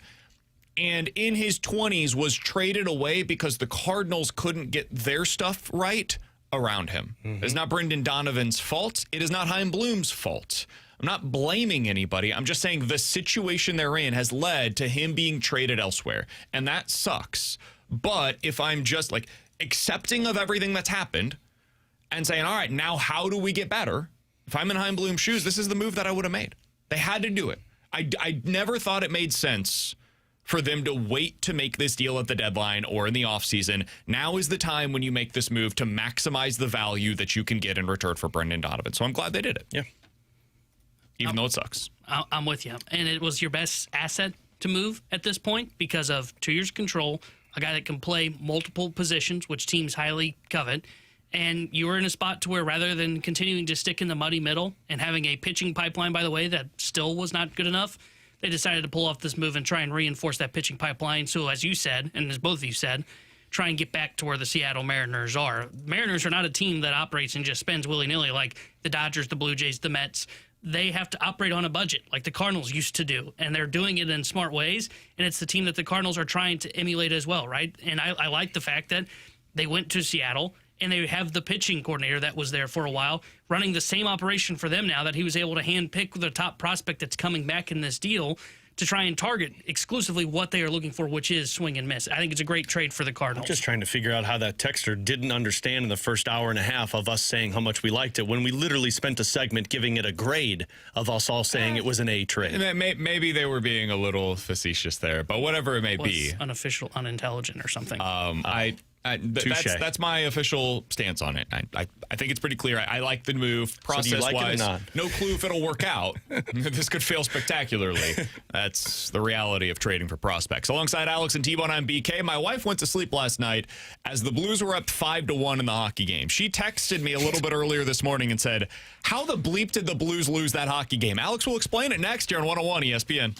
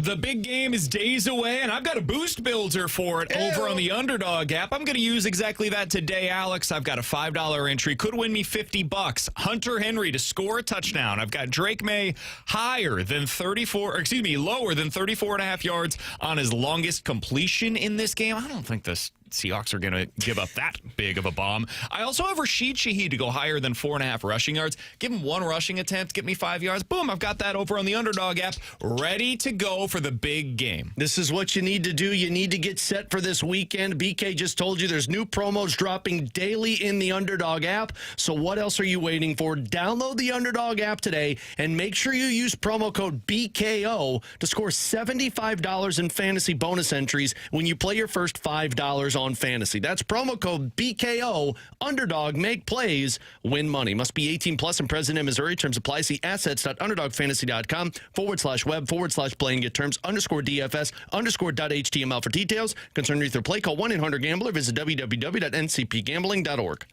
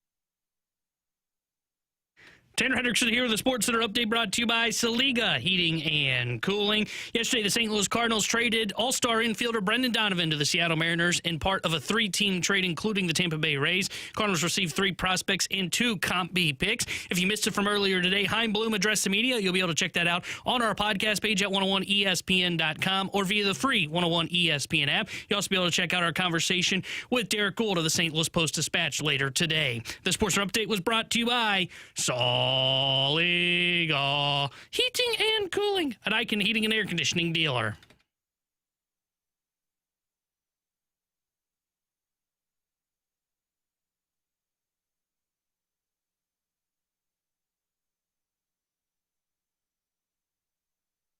Puck in front, knocked in, they've scored! It hits the ice, it rolls, it's Stamkos that put it in, won the battle on Dvorsky, and the Predators lead 6-5. That's what it sounded like right here on 101 ESPN last night. We've been hearing about it all day over the YouTube chat, youtube.com/101 ESPN STL. When are you frauds going to talk about the Blues? I'm amazed that people are this desperate to talk about them. After that, Blues fans are a passionate bunch, and I respect them for it. They lose last night 6-5. They were up 5-1 in this game, found a way to lose. As I mentioned in the last segment, Alex, my wife went to sleep when they were up 5-1 and texted me this morning without knowing that they had lost, saw the score today, and was like, what happened? So I'll go ahead and ask you, how did that happen? They stopped playing the way that they played in the first 1.5 periods. I mean, from the first period puck drop until they took that 5-1 lead, they were playing physical, they were playing fast, they were playing they were dominating the net front battles, and it was what Jim Montgomery said needs to happen if you beat the Nashville Predators. And then the moment they took that 5-1 lead, Nashville changed the goaltender. Neighbors had a breakaway chance, or it was an odd man rush, and Annunen made the save to make it to keep it 5-1 instead of 6-1. And then from there, it's like the Blues saw the snowball coming downhill and said, I don't know what to do. And there were some questionable decisions, like Joey painted the picture on the broadcast. Like, they were playing their man-to-man defense, but when they went up 5-1, they switched back to the zone defense. And then when things started to unravel, they also switched up the pairings defensively. They went to Fowler and Falk when Fowler and Mayu had been playing really well together.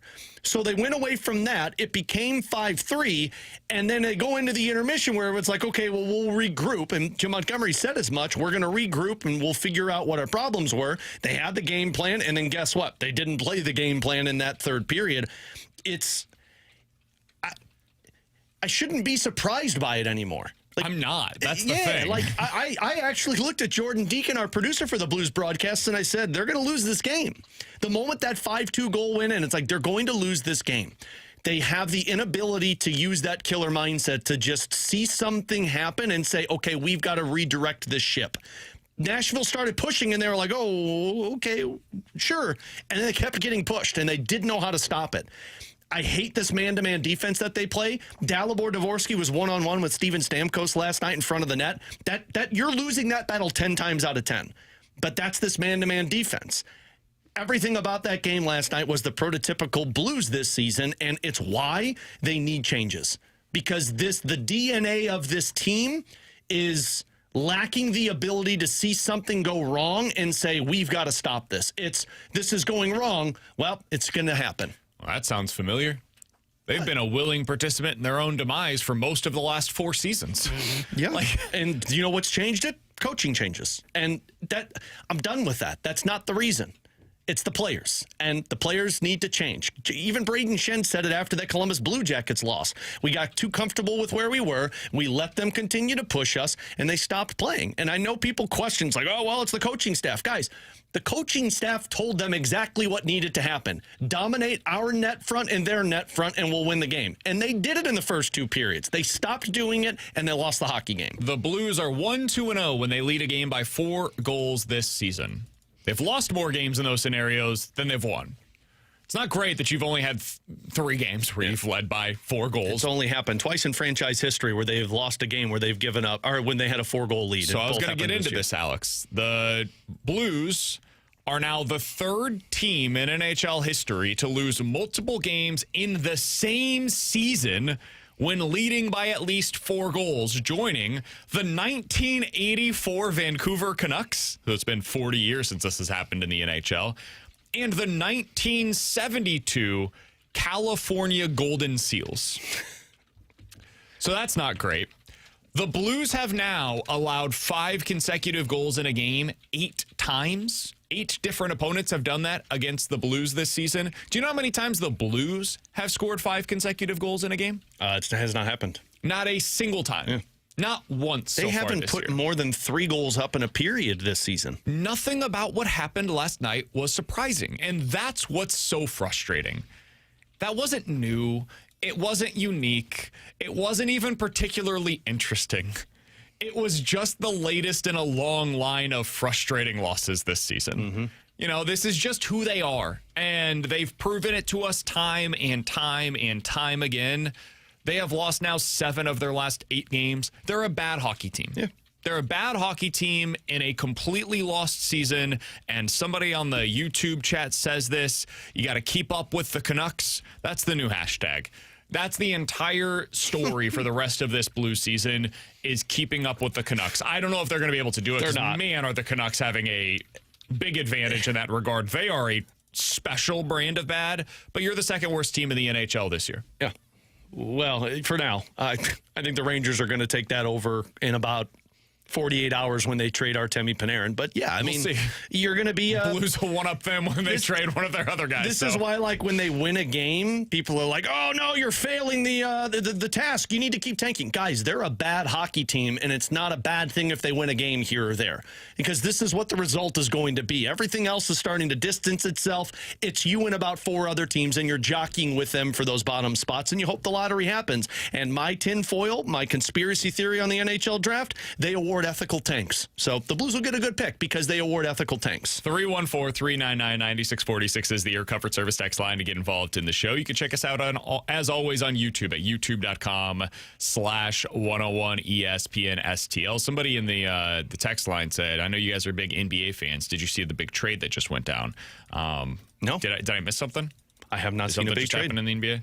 Jaren Jackson got traded to somebody. That's a big trade. Right? Jaren Jackson Jr. traded to the Utah Jazz. Oh, okay.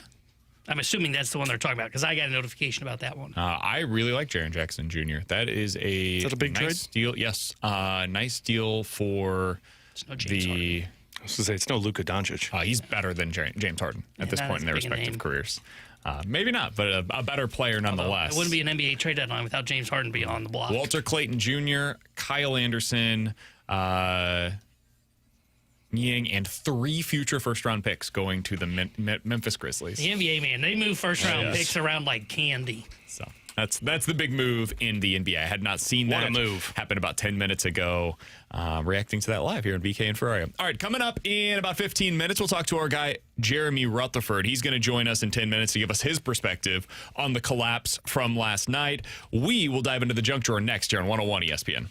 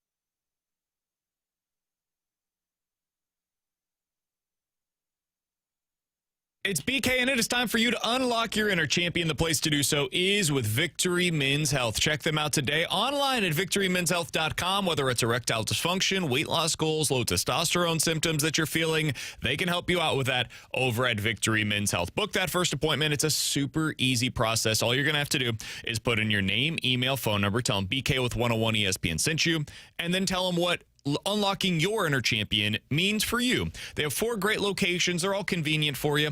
O'Fallon, Illinois, O'Fallon, Missouri, Sunset Hills, and Town and Country. I personally go out to the one in Town and Country. I actually am setting up my next appointment for my micronutrient labs. They officially got the results back. I'm going to find out what the personalized plan looks like for me. That's how I unlocked my inner champion with Victory Men's Health. They can do the same thing for you. Doesn't necessarily mean micronutrient levels, though. You could find out erectile dysfunction, weight loss goals, low testosterone symptoms, how they can unlock your inner champion. It's all available for you at Victory Men's Health and online today at victorymenshealth.com.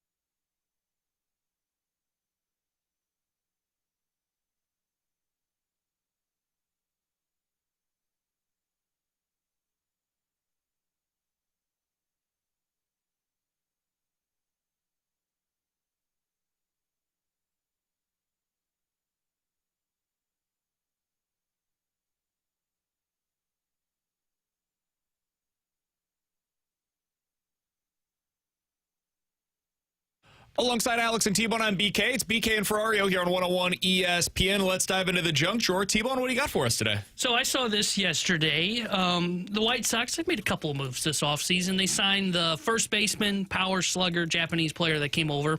And they said that they added bidets to their clubhouse because he was so taken aback that there were none when he signed with the Chicago White Sox. So the White Sox might have the best bathrooms in the home clubhouse That's this big in season Japan, across. isn't I it? know, yeah, it's huge deal. I love my bidet. Should have asked Derrick about it. I love my bidet. Yeah, they've even got self-cleaning toilets in Japan, like restrooms, to where it'll go in after everybody's use, clean itself, and come right back out. There's no better invention than the bidet.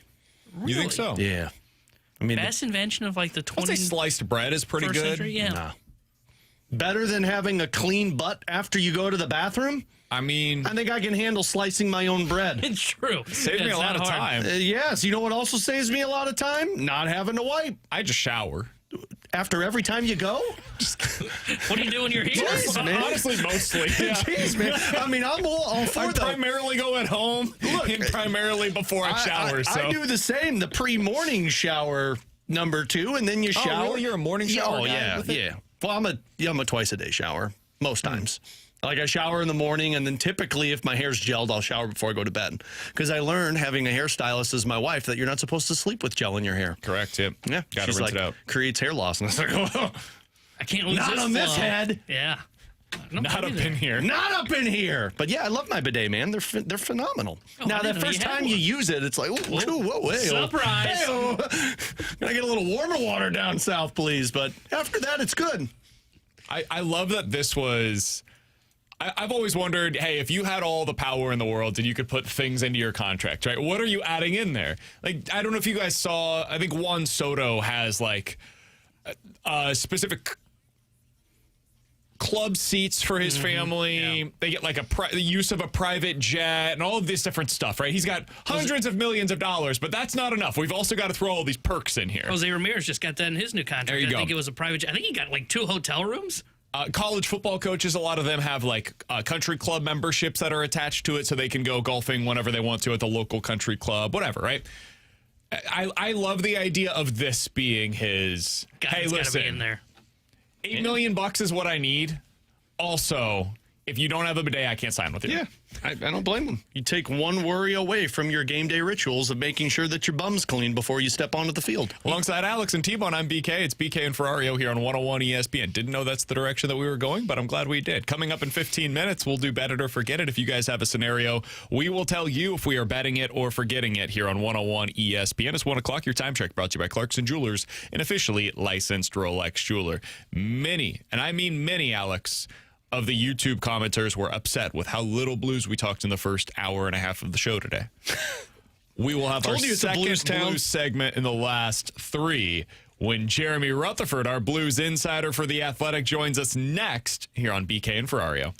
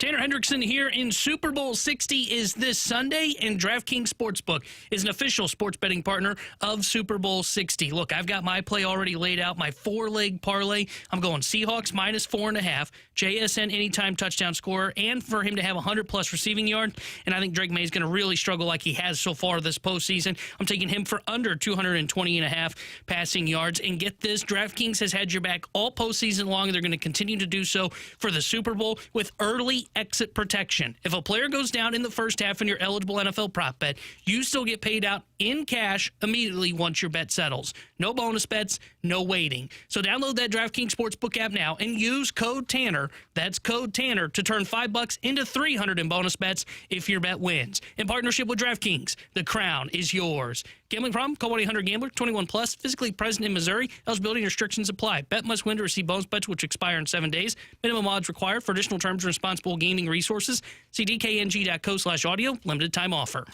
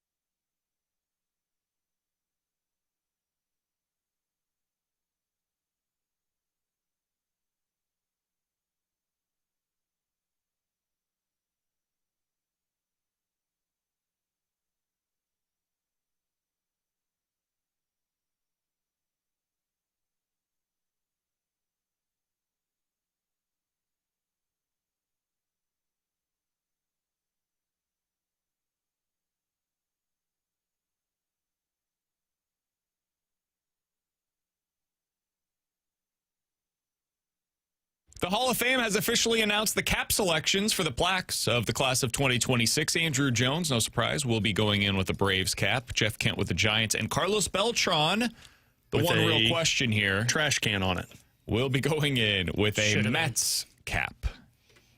T-Bone thinks it should just say cheater on the front of it. I think he shouldn't be there, but whatever. You know, should wear a scarlet letter on his cap because he's a cheater. So that is the news in Major League Baseball. We are now turning our attention back to the St. Louis Blues with our Blues insider for The Athletic. Talk more Blues! He's Jeremy Rutherford joining us via the Callier and Thompson hotline, as he does each and every Tuesday on BK and Ferrario. JR, my wife went to sleep last night. It was 5-1 in favor of the Blues. She woke up this morning. It was 6-5 final score in favor of the Nashville Predators. How am I supposed to explain to her what happened in between?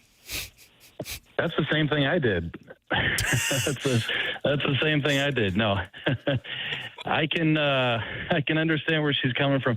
Guys, I got to tell you, I'm with you, Alex, and we weren't talking about this. Like, I didn't text with you last night or anything, but that 5-2 goal at 5-3, it's like, could this happen? Like it didn't even take till 5-3, 5-4. Like it was 5-2. Yeah, I looked at Jordan, JR, and I like plotted out the script for her. I said they're going to score in the first 3 minutes to make it 5-4. They'll get another one about 2 minutes after that to make it 5-5. I thought the 6-5 goal was going to be with like 5 minutes left and they were going to lose 7-5, but I knew it was coming the moment McCarron scored that goal. It's like, oh yeah, now they're way too close for this thing to be comfortable for the Blues. Yeah, and I think you guys, I think 5-2. It's just, you knew it. I think you guys hit on something that probably should be discussed even more, and I think I included it in part of what my tweet last night, that, the man-to-man defense, it's been something that initially helped the Blues. They were letting in goals left and right, and they switched to man-to-man, and it got a little better. But you look at a situation like last night, they had the Blues in their defensive zone absolutely chasing all over the place. Mm-hmm. The Predators were doing a great job of, little cutbacks, moving the puck, skating 10 feet, stop, move. And meanwhile, you got the Blues defender twisted up like a pretzel. Then you create situations like the one where Parayko is battling his guy one-on-one in front of the net. Broberg has to skate basically through the crease to go chase down his guy, and then the puck off his blade, whatever, and it's in the back of the net. Then you have another situation that, Alex, you touched on, where Dvorsky's one-on-one with Stamkos in front. Stamkos going to win that every time, like you said. I just don't know. I would be curious. My question would be is once you get back to the drawing board and you're preparing for next season, are you thinking man-to-man still, or do you go back to the zone, which is more common, which this team had been successful at, prior to the start of this year? I just me personally, JR, you have to play to your strength. They went out there and they've acquired all of these big defensemen. You get Broberg, you trade for Logan Mailloux. You're playing with size, and that's what you do with zone defense. It's like they got away from it because the goaltenders weren't making saves early on, and they said, well, we got to adjust. They adjusted. It worked temporarily, but then other teams adjusted. And that Nashville game last night, Nashville adjusted to the Blues, and the Blues were never able to adjust to them.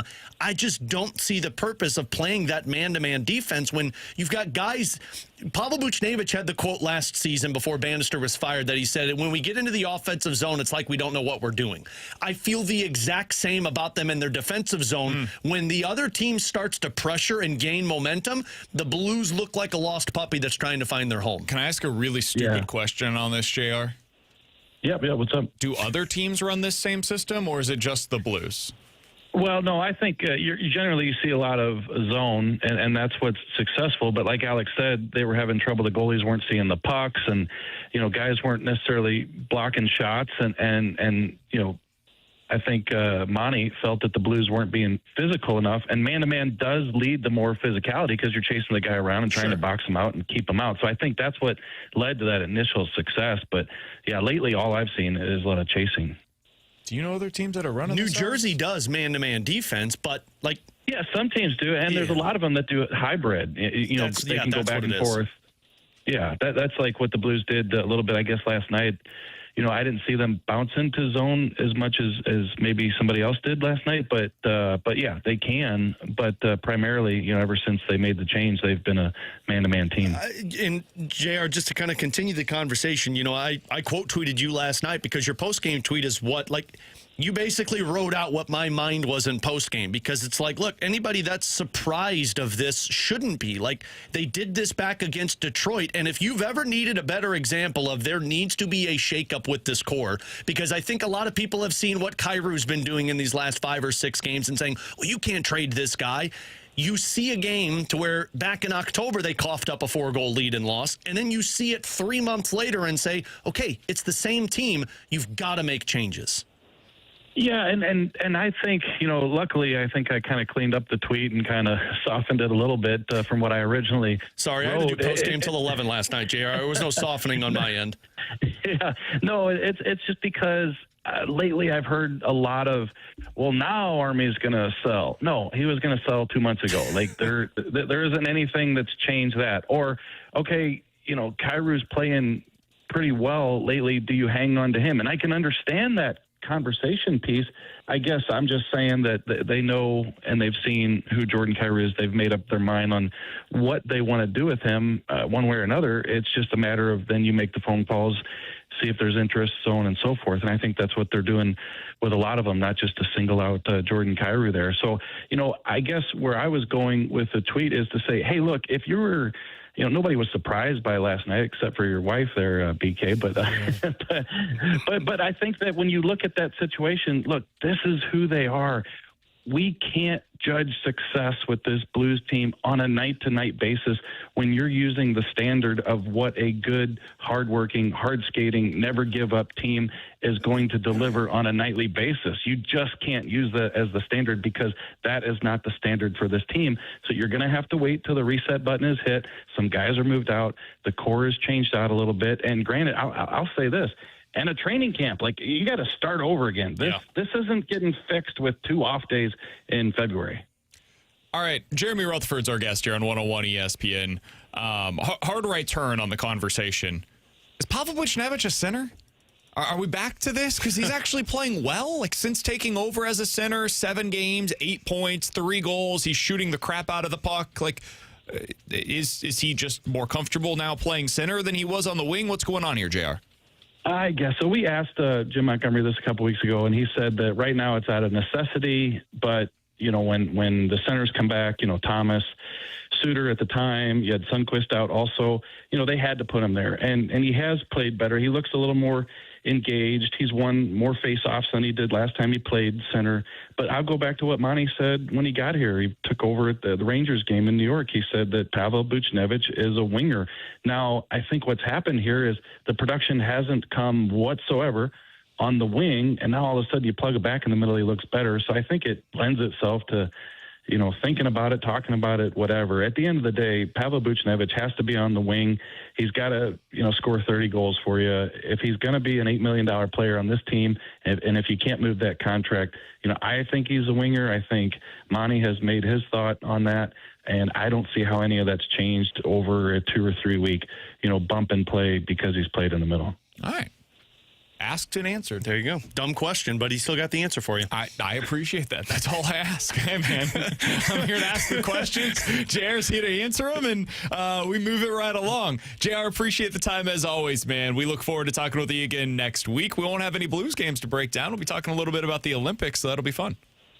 Yep, sounds good. Looking forward to the tournament. Thanks, guys. You got it. That's Jeremy Rutherford joining us as he does each and every Tuesday here on BK and Ferrario. One more game prior to the Olympic break. I can't even tell you how much it pisses me off that one more game isn't until an 8:50 puck drop. 8:30 is what it says on my screen. Sure.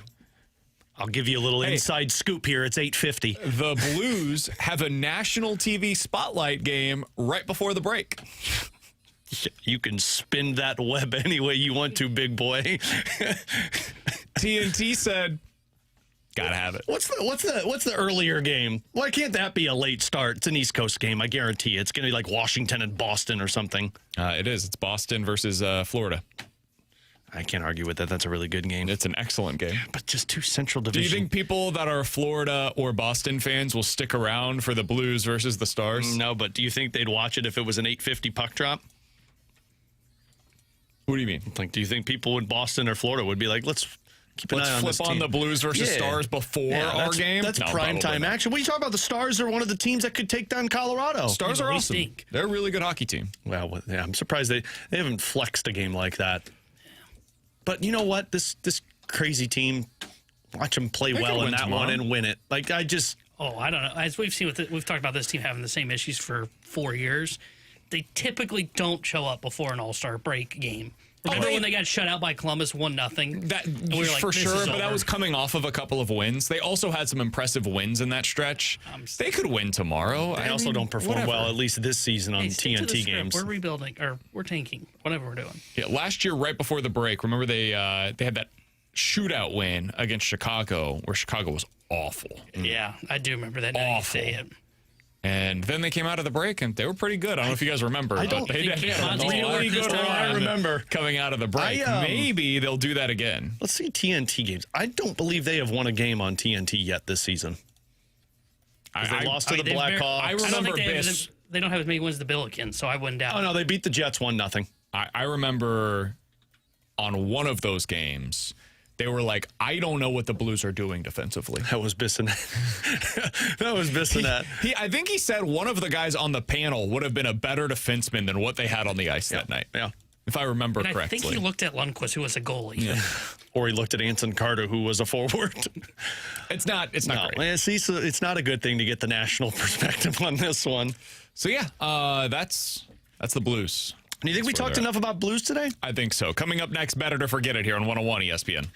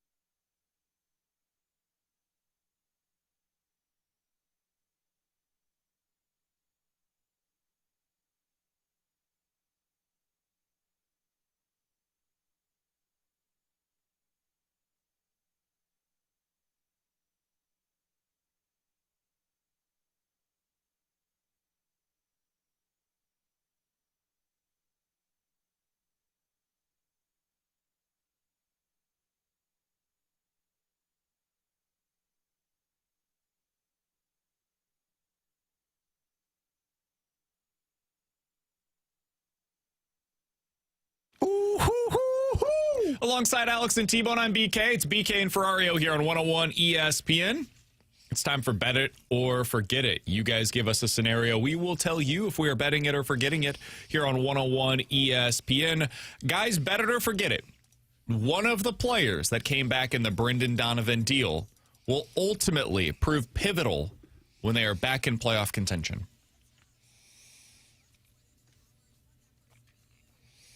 I'll bet this one.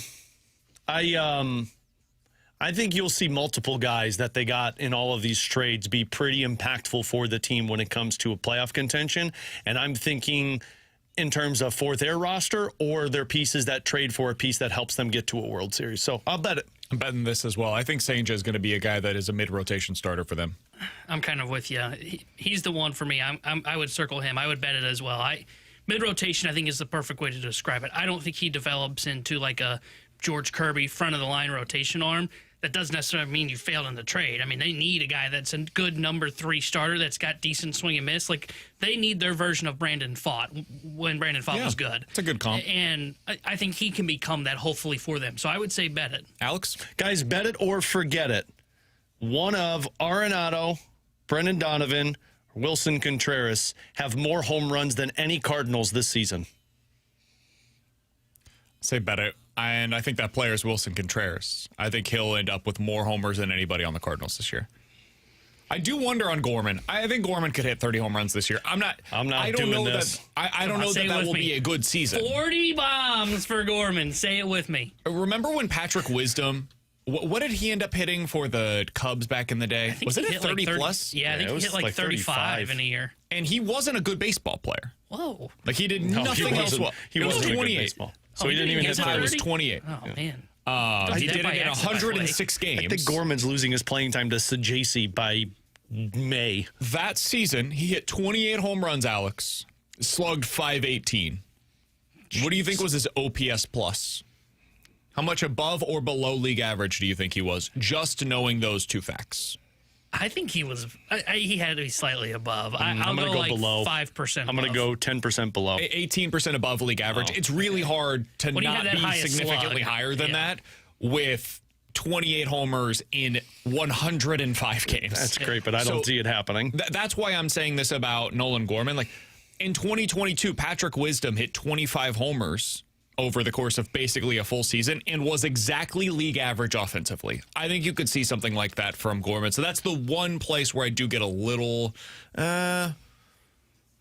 questioning on this one, but I'll go Contreras over anybody from the Cardinals. I think Gorman's likely to lead the Cardinals in home runs, though, now that he's going to start every day. I think he loses playing time by May to Sajaci. Yeah, Newbar comes back healthy, plays left field. Sajaci's hitting too well. Gorman's not, and he takes over second base. Yeah, I don't know what to make of Sajaci, so I would think Gorman's still there, but I would still bet this, that I think Contreras is a guy that will end up with more home runs than anybody on the St. Louis Cardinals, and he'll do, especially in that ballpark in Boston where he's going to punish the Green Monster. I wonder if 2 of them hit it. I can wonder if Brendan Donovan just all of a sudden finds this power with that protection around him. I don't think he will in that ballpark. Not in that ballpark's too big. Yeah. Guys, bet it or forget it. The St. Louis Blues currently have a .438 points percentage. Bet it. Bet it or forget it. The Cardinals will finish with a higher winning percentage than the Blues points percentage this year. Oh.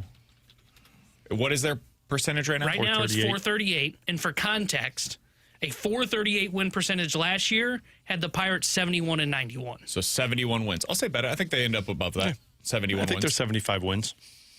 I would bet it as well. I think they will be slightly ahead of that. Now, if the Blues get a little bit higher... I don't know if they're going to end at .438, though. If they were to get somewhat higher, like .463, for example, then I would maybe take the Blues side of things, because that would be Baltimore, who was 75 and 87 last year. I'll say kind this, of the range we're talking for about. people that want the tank to continue and keep saying, well, you got to trade all these guys. Be careful what you wish for, because when teams typically ship out all of their players... the younger guys that come into bigger roles come in with a lot more motivation, and you start to win hockey games. So I do think there's a little bit of Doug Armstrong that's playing this out correctly of, hey, if we're bad, let's just keep being bad until the trade deadline, and then we'll move pieces out. Down with the ship. Yeah. All right, from the 314, guys, bet it or forget it.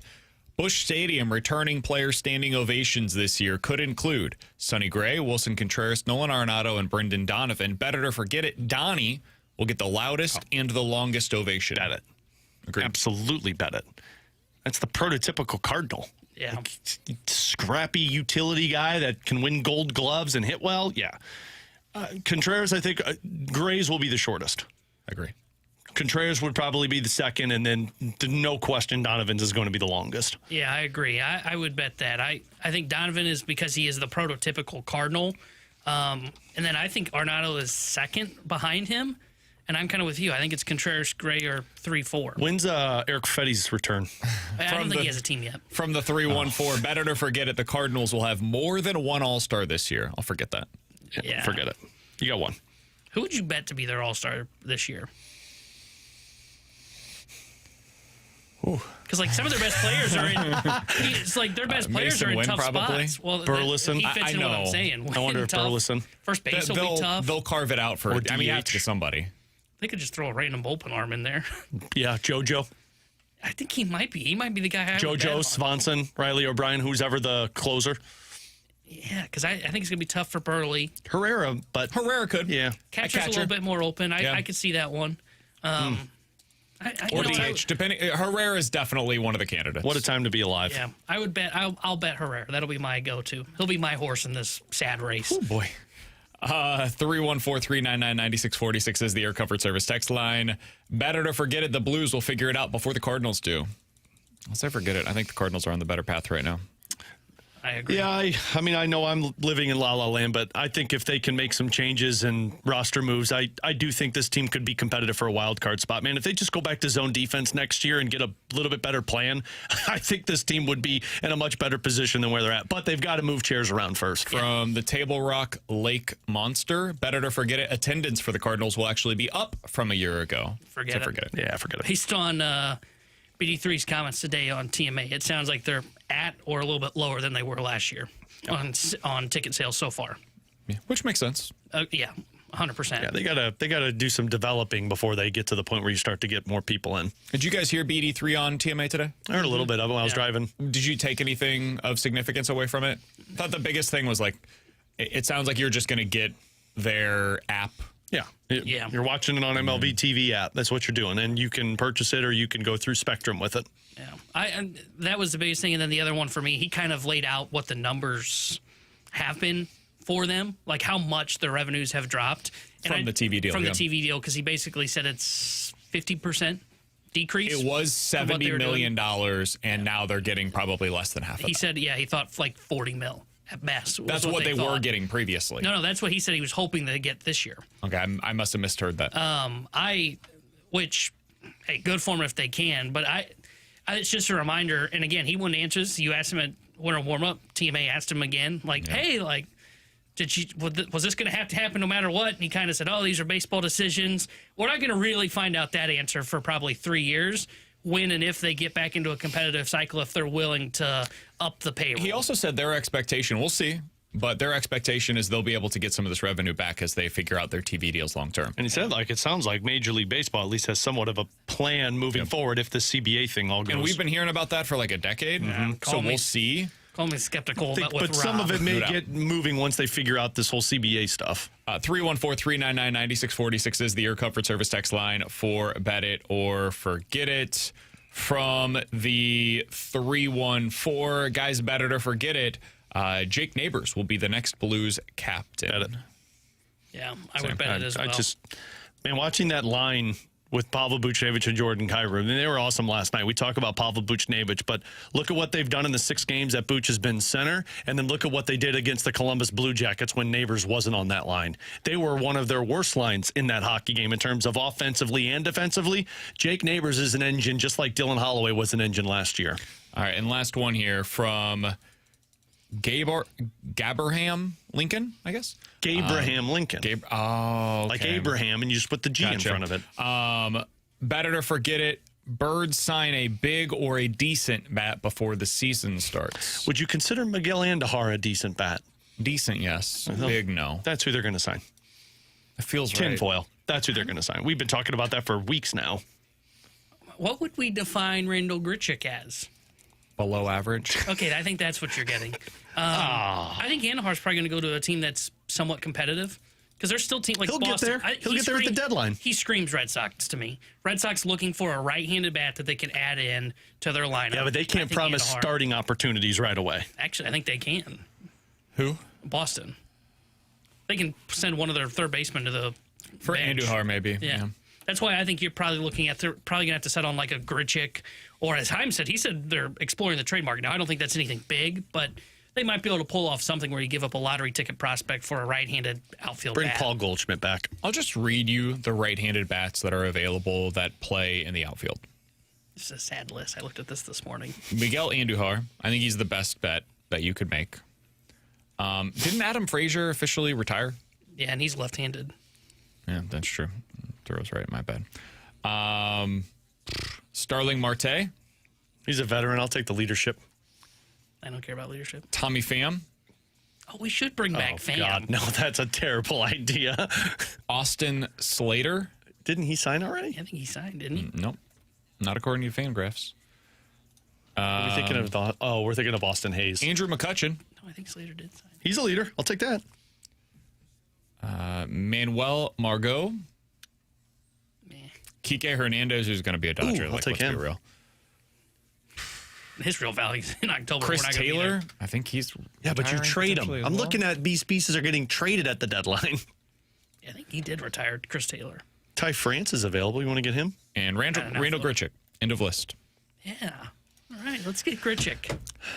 Yeah, you're not going to be excited by who Just they play sign. Nathan Church, man. Unless they trade. Just for play one of these Nathan guys. Church. Or Thomas and JC. Put JC in the outfield. I'm actually totally fine with that. Yeah. Like, what are we doing? We don't need to sign a guy to be that. Just When play Chaim him. said we've got guys on the infield that have taken outfield reps, I was like, oh, I hope he says Sajaci here. And then his first name was Fermin. I was like, oh, no, please tell me we're not going to skip over Sajaci in this comment. Once again, Jose Fermin's still on this team? They do he's have a utility, a 40-man infield. roster spot available, so I'm fine with them going out and signing somebody. I would be a little surprised at this point if Nootbaar is ready to go by opening day. We'll see. But if he's not ready, then yeah, probably it makes some sense to go sign one of these guys. Give him a few opportunities early in the season. If it doesn't work out, whatever, you put him through waivers or you release him. You say, I want "Thanks for your Starlin service." Marte. I'm fine with that. Go get some piss and vinegar for that outfield spot. He's a good player. It was a good player once upon a time. I don't He's still know good that enough. he is that anymore. He's still good enough. That's the market that you're potentially shopping in if you're the Cardinals. All right, coming up next, Lance Lynn made a really good point about the Cardinals' plans for two young players at a crossroads. We'll let you hear what he had to say about it, give our thoughts on it next year on 101 ESPN.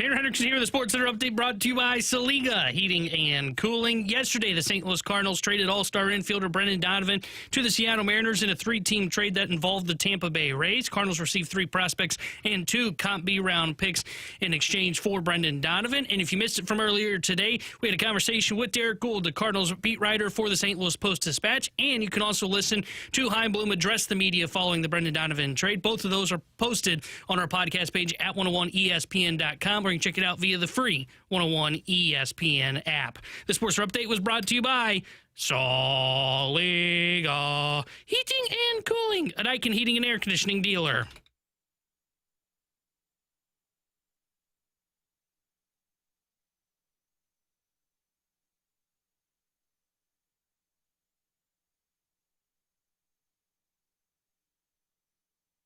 All right, with Alex and T-Bone on BK, Lance Lynn made a good point, Alex, yesterday on the Cardinals Territory podcast.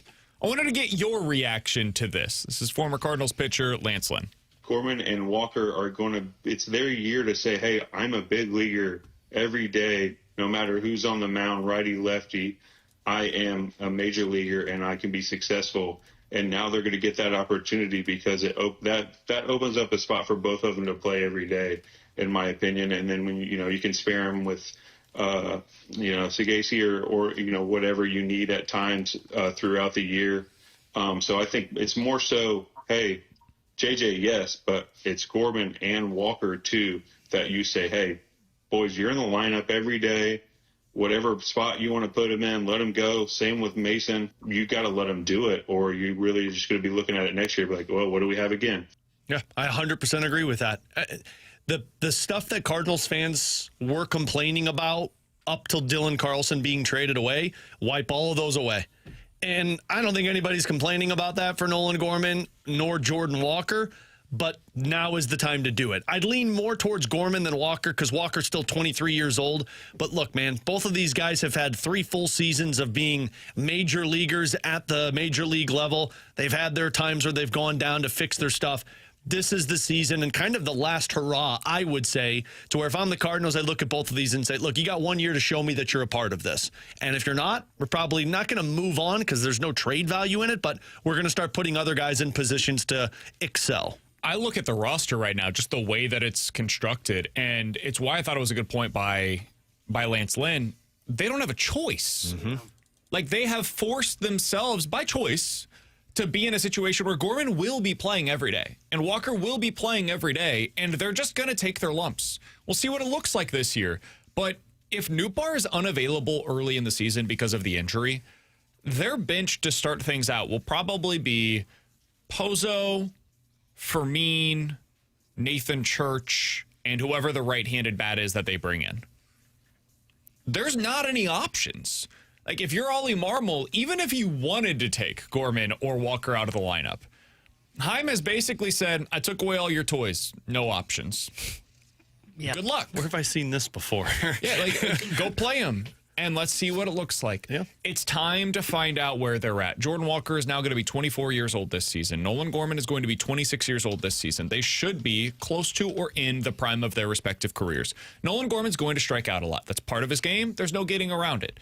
He also needs to connect a little bit more than he had in the past. And when he does, he better hit for power.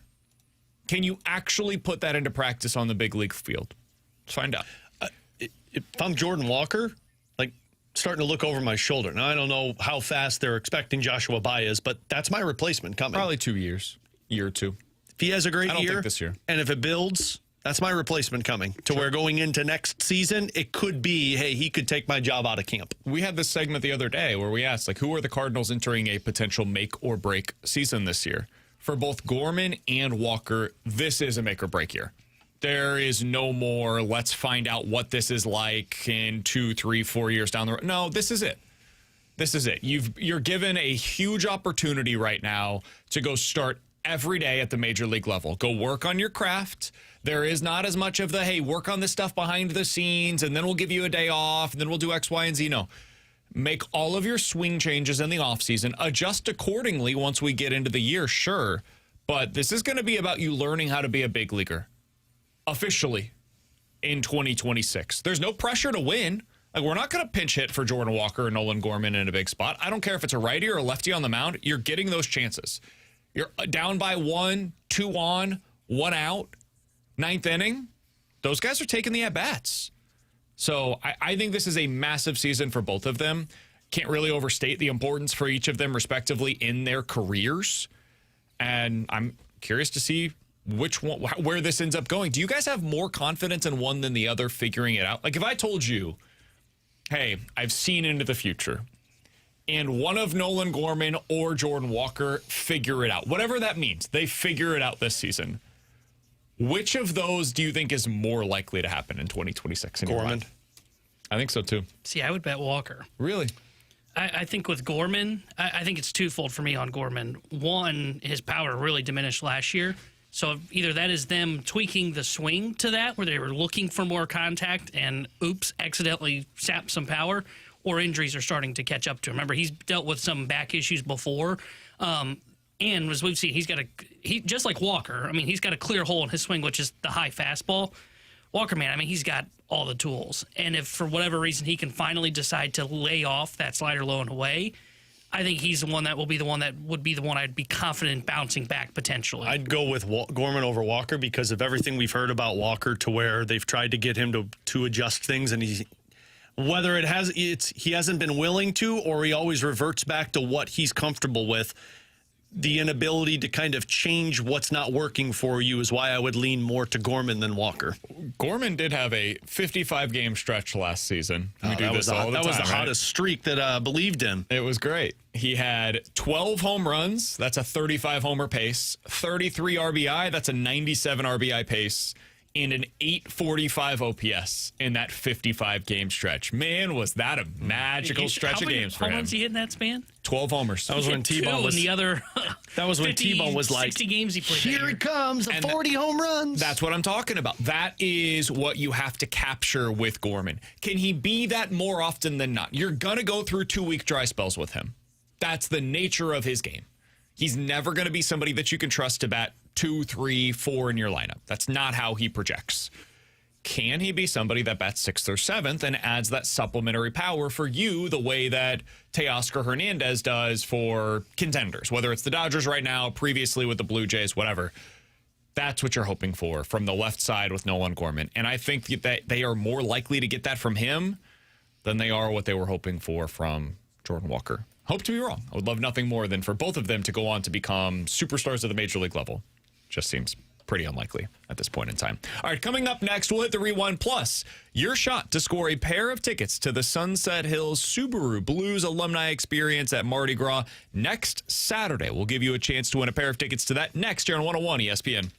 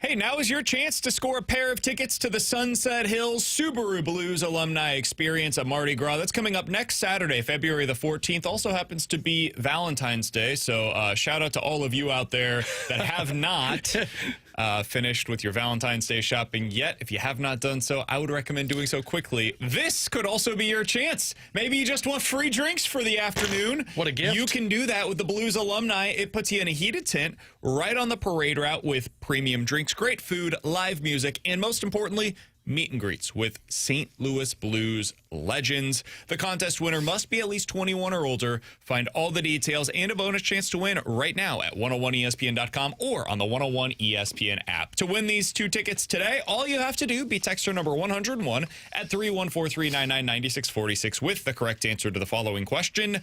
Earlier today, T-Bone mentioned a Chicago White Sox player wanted one thing added to the White Sox facilities. What did he want added to those facilities? If you have the correct answer, your texture number 101, you're going home with that pair of tickets to the Sunset Hills Subaru Blues Alumni Experience at Mardi Gras next Saturday. All right, Alex, we'll finish off the show today. If you want our thoughts on the Blues, you can check those out on the podcast page. We will finish, though, on the Cardinal side of things with Brendan Donovan. Earlier today, I was accused of not giving a firm answer on how I feel about the Brendan Donovan deal. Now that it is officially done and more or less the Cardinals are finished with their offseason, how do you feel about the job that Chaim Bloom has done this offseason, basically dismantling the roster and adding to the future? He gets an A. I mean, it was a great job. It's hard for me to say A+ because it's hard to get a perfect offseason, but this is as close to a perfect. This is a 97% on an exam because you did everything you needed to. You get rid of Nolan Arenado's contract by eating money.